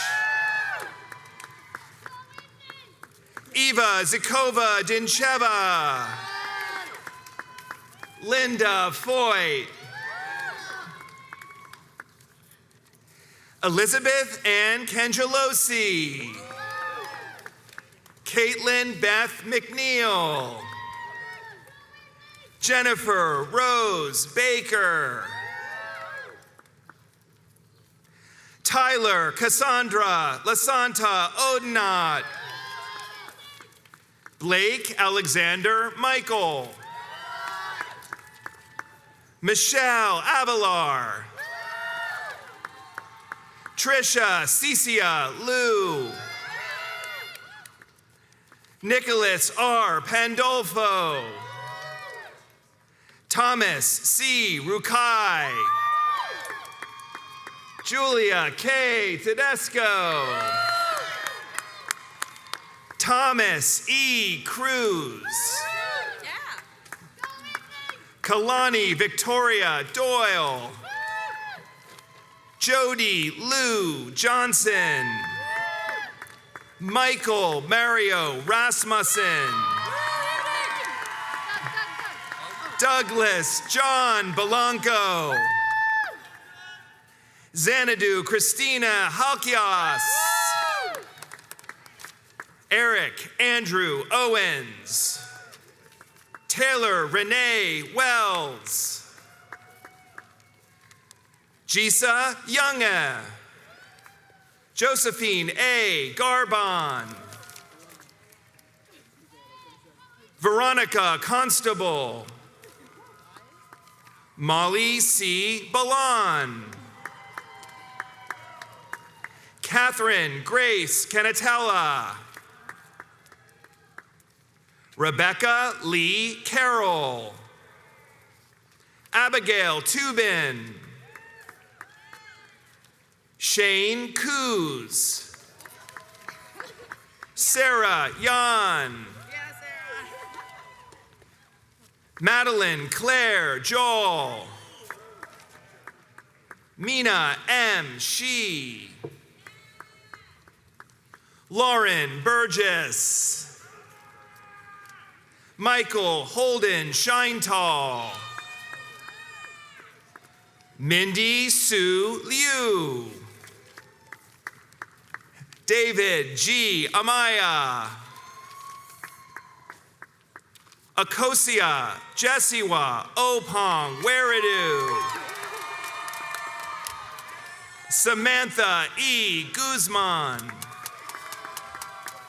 Lillian Paulson Stevens.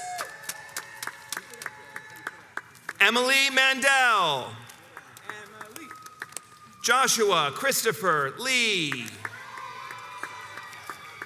Julian Page Feiner. Julia Rose DeBella. Jessica L. Lognato. Ruth Jacqueline Silverfarb. Michaela A. Gawley. Lauren Lee Hutwelker. Azadeh Amir Aslani. Lauren Rebecca Keats. Lee Margaret Forsyth. Millicent Jade Kastenbaum. Alicia Lowe. Hillary Christine Bendert. Jonathan Leventhal. Grant Maxwell Engel. Jason R. Keschner. Megan Mary Higgins. Livia Camille James. Lucas Fernando Patterson Lopez. Joshua B. Perry. Nicholas Stephen Gervasi. Alessandro Gennaro Schooley. Jack S. Gillum. Sophia Kelly Johnson. Lucia Claire Becker. Hallie Therese Herbst. Shayna Iden. Chloe J. Marmette. Shayna Paige Michalowski. Cameron Charles Ferguson. Mingqi Yang. Shinran Hu. Jiaming Yang. Jua Ju. Alexis Pulowski. Olivia Maria Maffei. Alviris Rodriguez.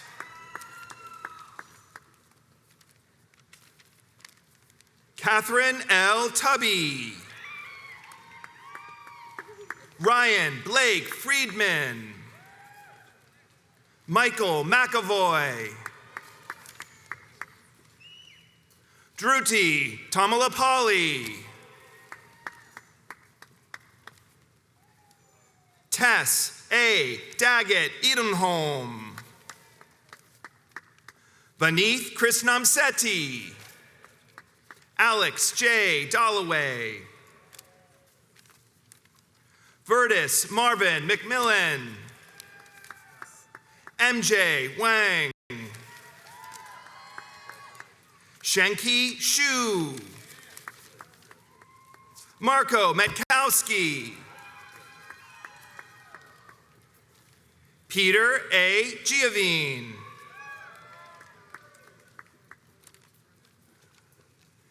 Claudio Henzende. Robert Eric Tush. Renee Levin.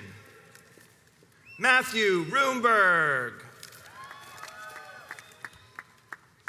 Devin T. Savashkhan. Dev Basumalik. Amir Sami. Anthony James Wong. Madeline Sophia Ritter. Sabrina Das. Nicole Dylan Brenner. This graduate's degree is being conferred by their mother, Lisa Kill Brenner, Fordham Law Class of 1984.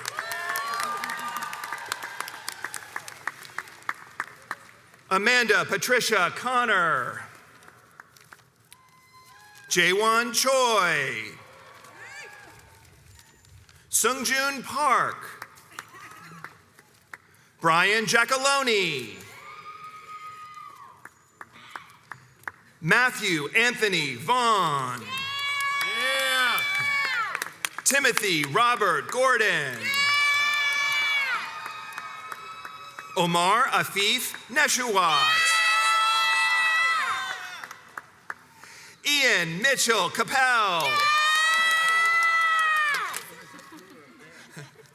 Hannah Zaretsky. Layla A. Witcher.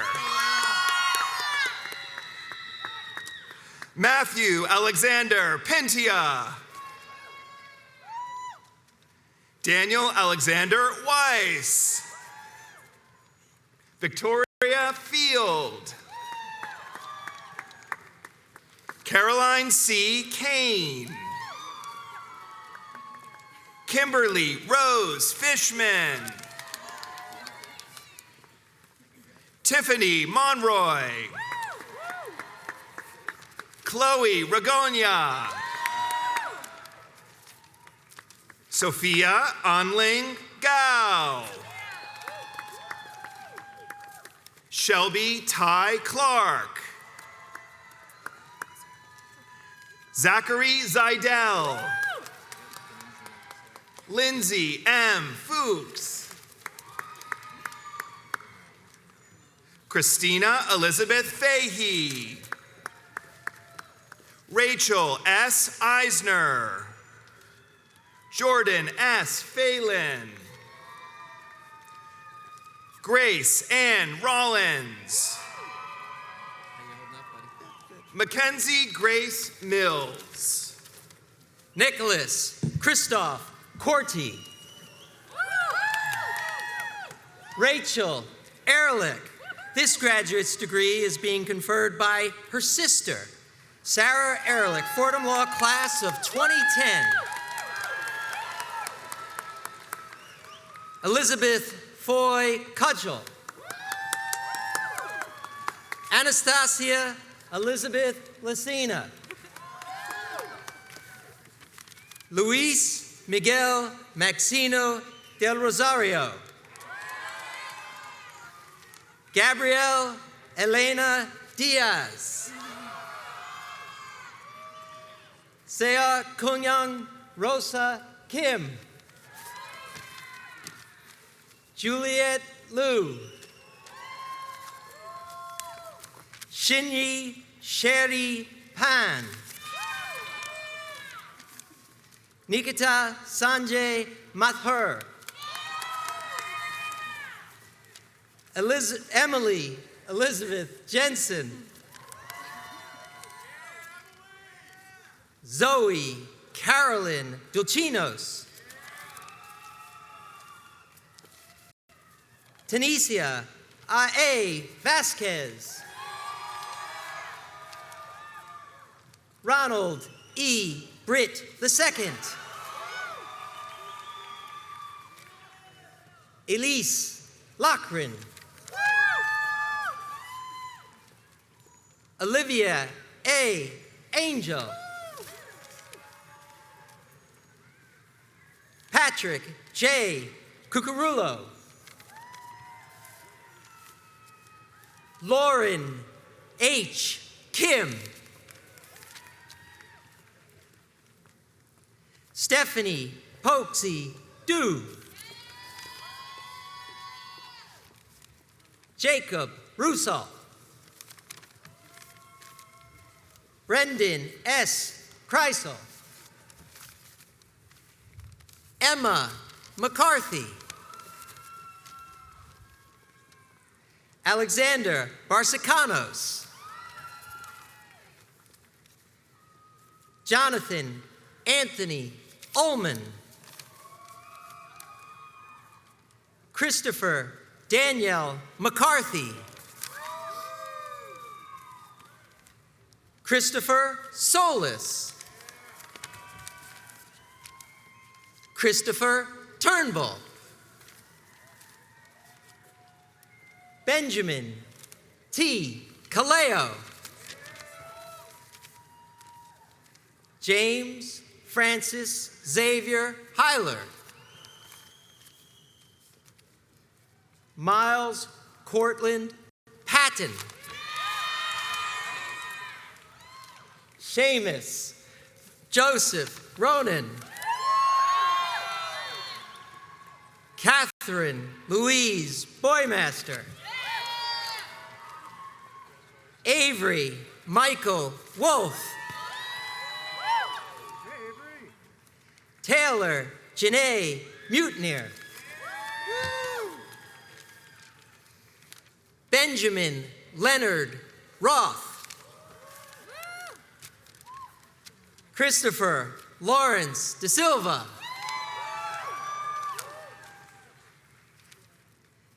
C. Pardo Bermudez. Diana Josephine E. Barra. Nicolette Lathoris. This graduate's degree is being conferred by her sister, Maria Lathoris, Fordham class of 2020. Stephen A. Halpern. Gabriella Marie Silva. Anna Rose Pesco. Ann L. Brodsky. Grace L. Sullivan. Danielle Marie Rosenblum. Stephanie Joe Scanzillo. Catherine Higgins Jones. Hannah K. Ditchick. Taylor Gordon Pengelly.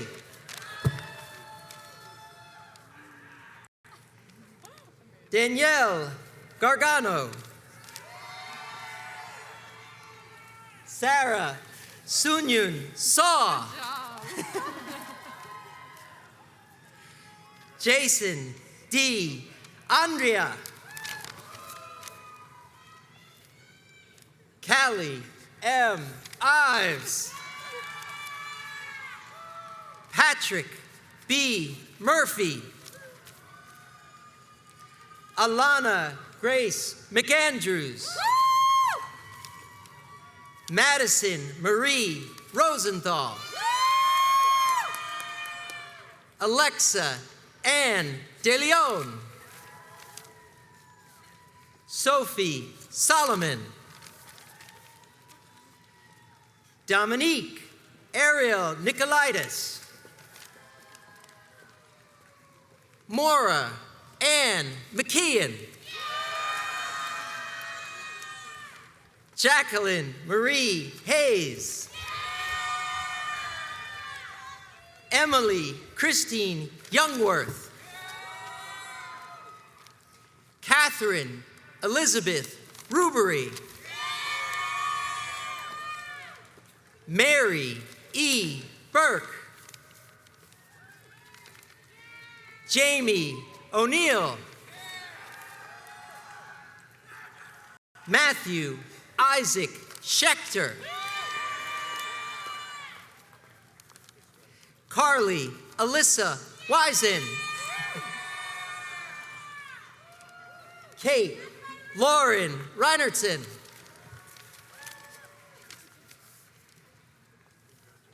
Kayla A. Joyce. This graduate's degree is being conferred by her father, Ed Joyce, Fordham Law Class of 1986.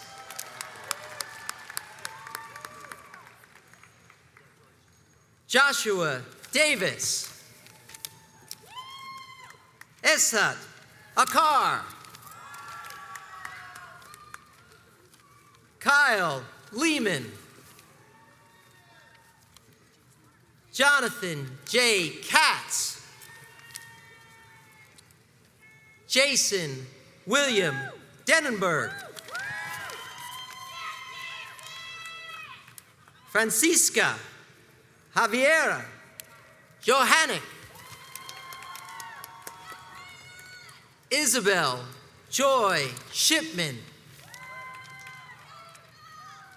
Michaela Leah Gold. Georgiana Lane Bonadonna. Emma A. Evans. Tess Parker Savage. Danielle Lara Sapolowitz. Catherine A. Coley. Zachary J. Marshall Carter. Thomas Hampton Smith. Jacob M. Schuster. Kevin Arthur Ruane. Adam B. Fink. Victoria Seju Joe. Eva Luong. Lauren J. Park. Matt Jackson. Chelsea Lim. Sibel Iskender. Joy Su. Rashika Jakaria.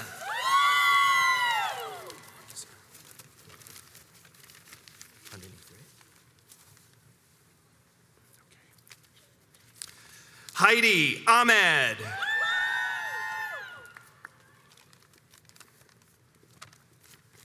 Madison Sinclair Higgins. Stephen Thomas. Elizabeth Hope Rivera. Vera Tarnovska. Jessica M. Wisniewski. Grace Sarah Brennan. Michael Thomas Hamilton. Sophia Reve Labella. This graduate's degree is being conferred by their father, Charles Labella, Fordham Law Class of 1978. Karen Chen. Abigail Kucharzik. This graduate's degree is being conferred by their sister, Nina Kucharzik Mayer, Fordham Law Class of 2018. Sydney Elizabeth Glazer. Gregory Mealy. Alyssa Rose Sanders. Alec J. Kramer. Timothy Daniel Hopper. Rowan DeGasperis. Amelia Grace Holgensen. Caroline Himes. This graduate's degree is being conferred by their mother, Rosemary Finelli, Fordham Law Class of 1989.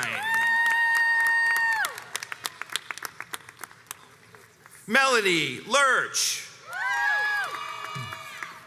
Jacqueline Barta. Janet Jassy. Angelica Kavya Mehta. Emily Lusbader. Lauren Elizabeth Shad. Antonio J. Aguilera. This graduate's degree is being conferred by their mother, Jacqueline McIntyre, Fordham Law Class of 1994. Skylar Andrew Simon. Kirtland Lloyd Sullivan. Shinny Kai. Susie Han. Isuan Kuo. Tiani Liu.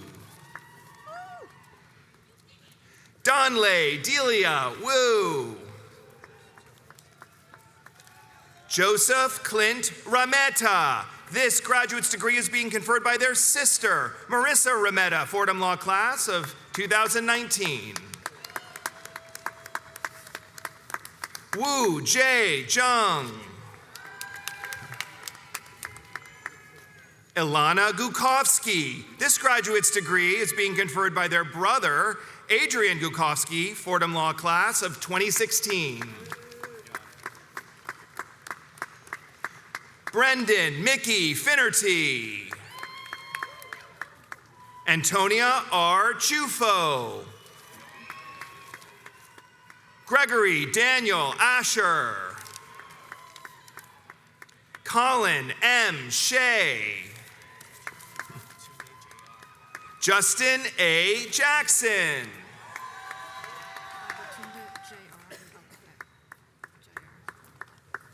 Babatunde J.R. Alade.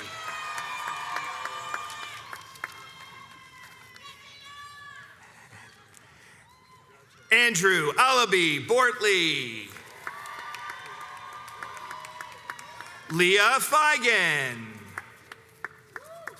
Jordan Ann Zanzuri. Ross Mitchell Jablon. Luke Christian DeCario. Paige Epstein. Timothy Fabio.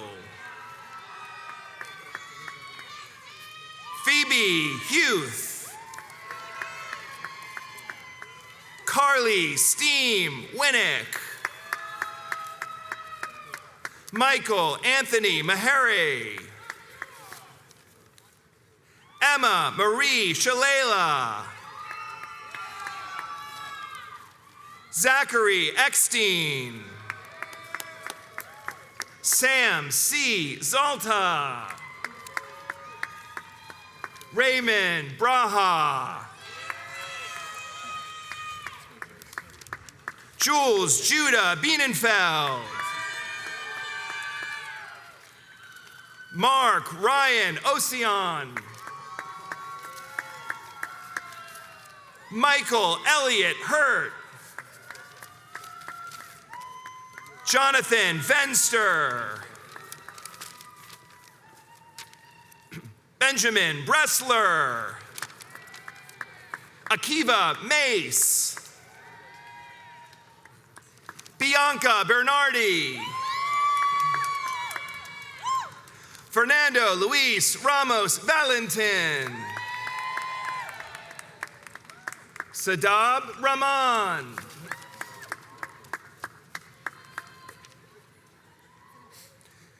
Nan Ran Zhang.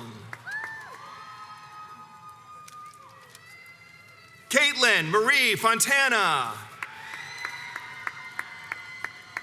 Jocelyn Aldana Ing. James B. Garvey. Wei Huang. Alyssa Plaskoff.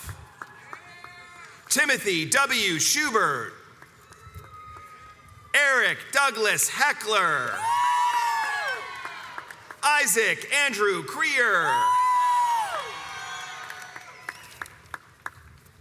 Maya Singal McGrath. Celeste Belinsky Williams.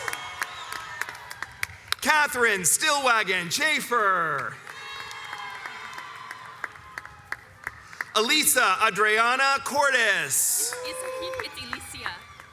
Alicia. Alicia Adriana Cordes. Kelsey Alexandra Price. Tariq Y. Zachariah. Angia E. Morris. Parker Rose Wingate. Colin Blakely Terry. Benjamin Moses Weisbrot. Brahim Asali. Gideon Pollock.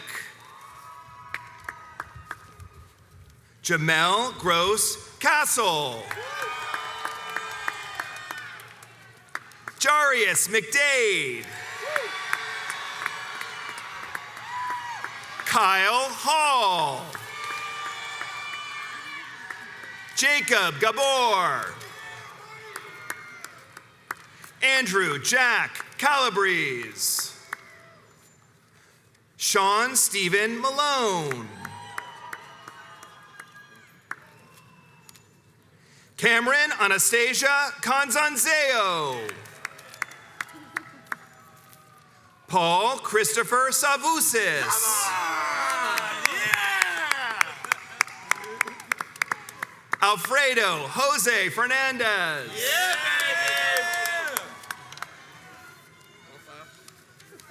Stephen Eliyahu.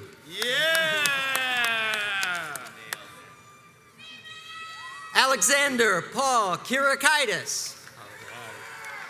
Worked on that. Sean Duffy. Caroline Whalen Johnson. Michaela Marie Avarista. Chantel Jones.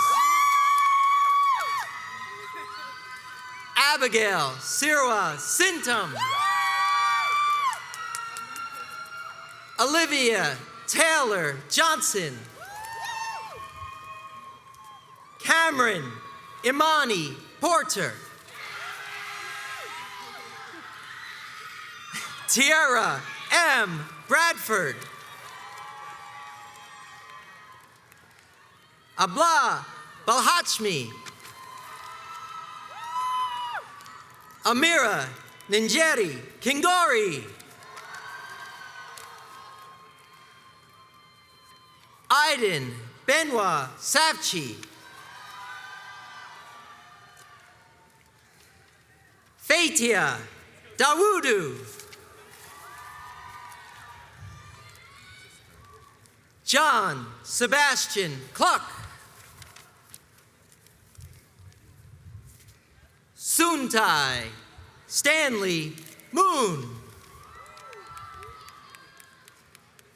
Spencer Bulky Mooney. Danielle Patrick Scully Jr. Matthew Wu. Mary Frances Roth. This graduate's degree is being conferred by their father, James Roth, Fordham class of 1983. Christine Tiffany Mew.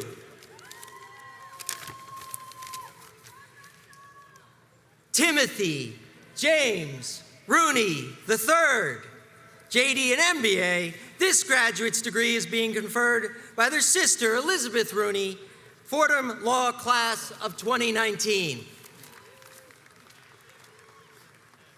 Amy Gina Kim. Allison Claire Scott. Logan K. Everett. Graham Noah Strike. Annie G. Bolton.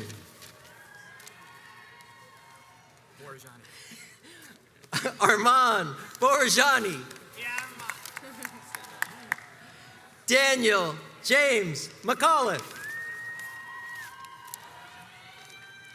William Patrick Sherpella. Jacob Christopher Marcus. Jaedong Lee. Daobo Wang. Haodong Zhang. Ryan Lindsay Condon. Maylene Ramos Rodriguez. Stevenson Jean. Kingsley Ragashanti Stewart.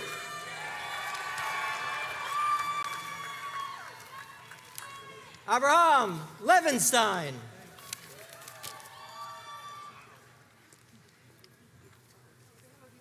Adam H. Bouvier. Lamar C. Smith. Menachem Mendel Feinblum. Jonathan Margaretin. Alexander Patrick Gorka. Melissa Anna Dennis Garcia.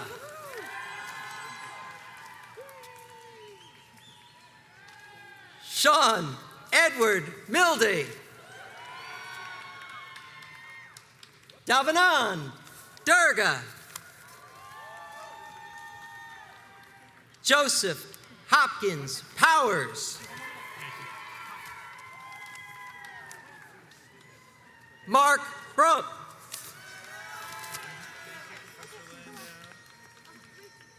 Zician Cassandra Sia.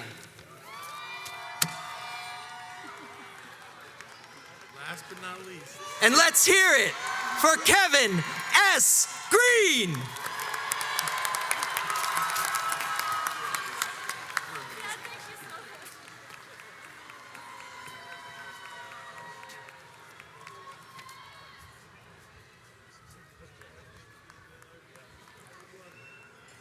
Let's hear it for all of our graduates, the members of the Fordham Law School class of 2023. Congratulations.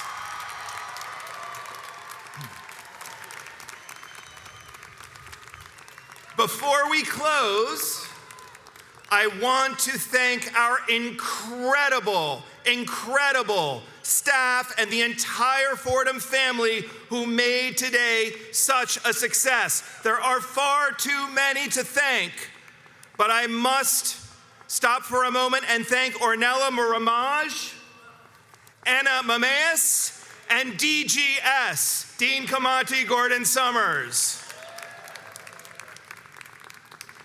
And now please remain standing and join me in welcoming Reverend Thomas J. Regan to deliver our closing prayers.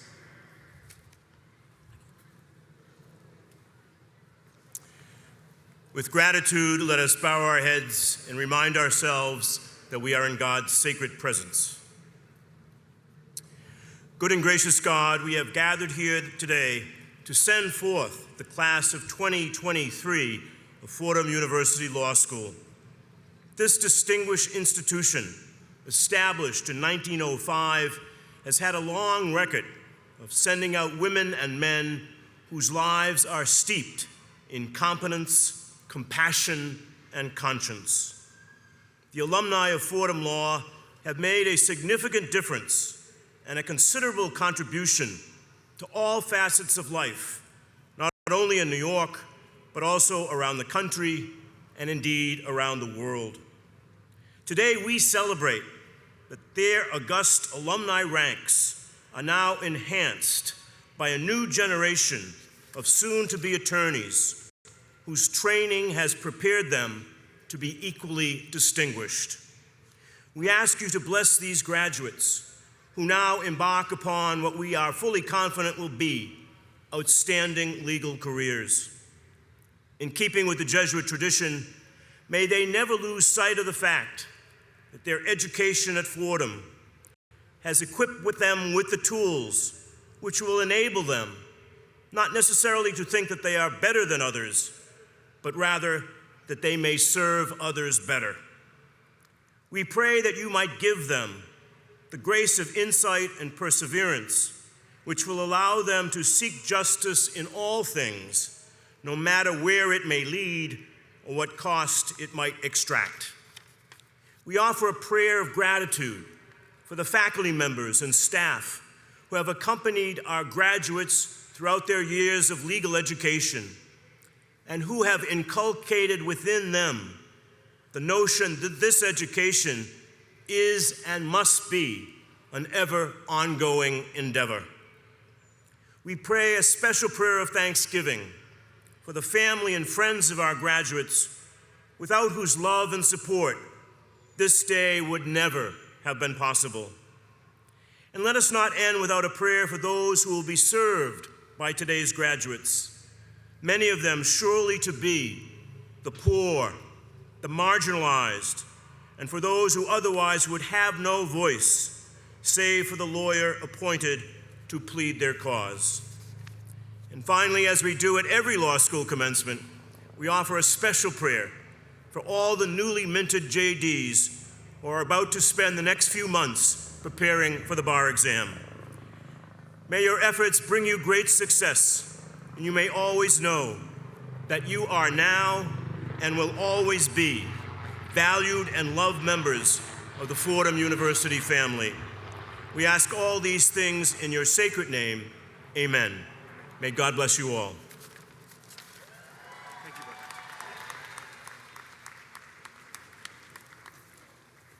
Thank you, Reverend Regan.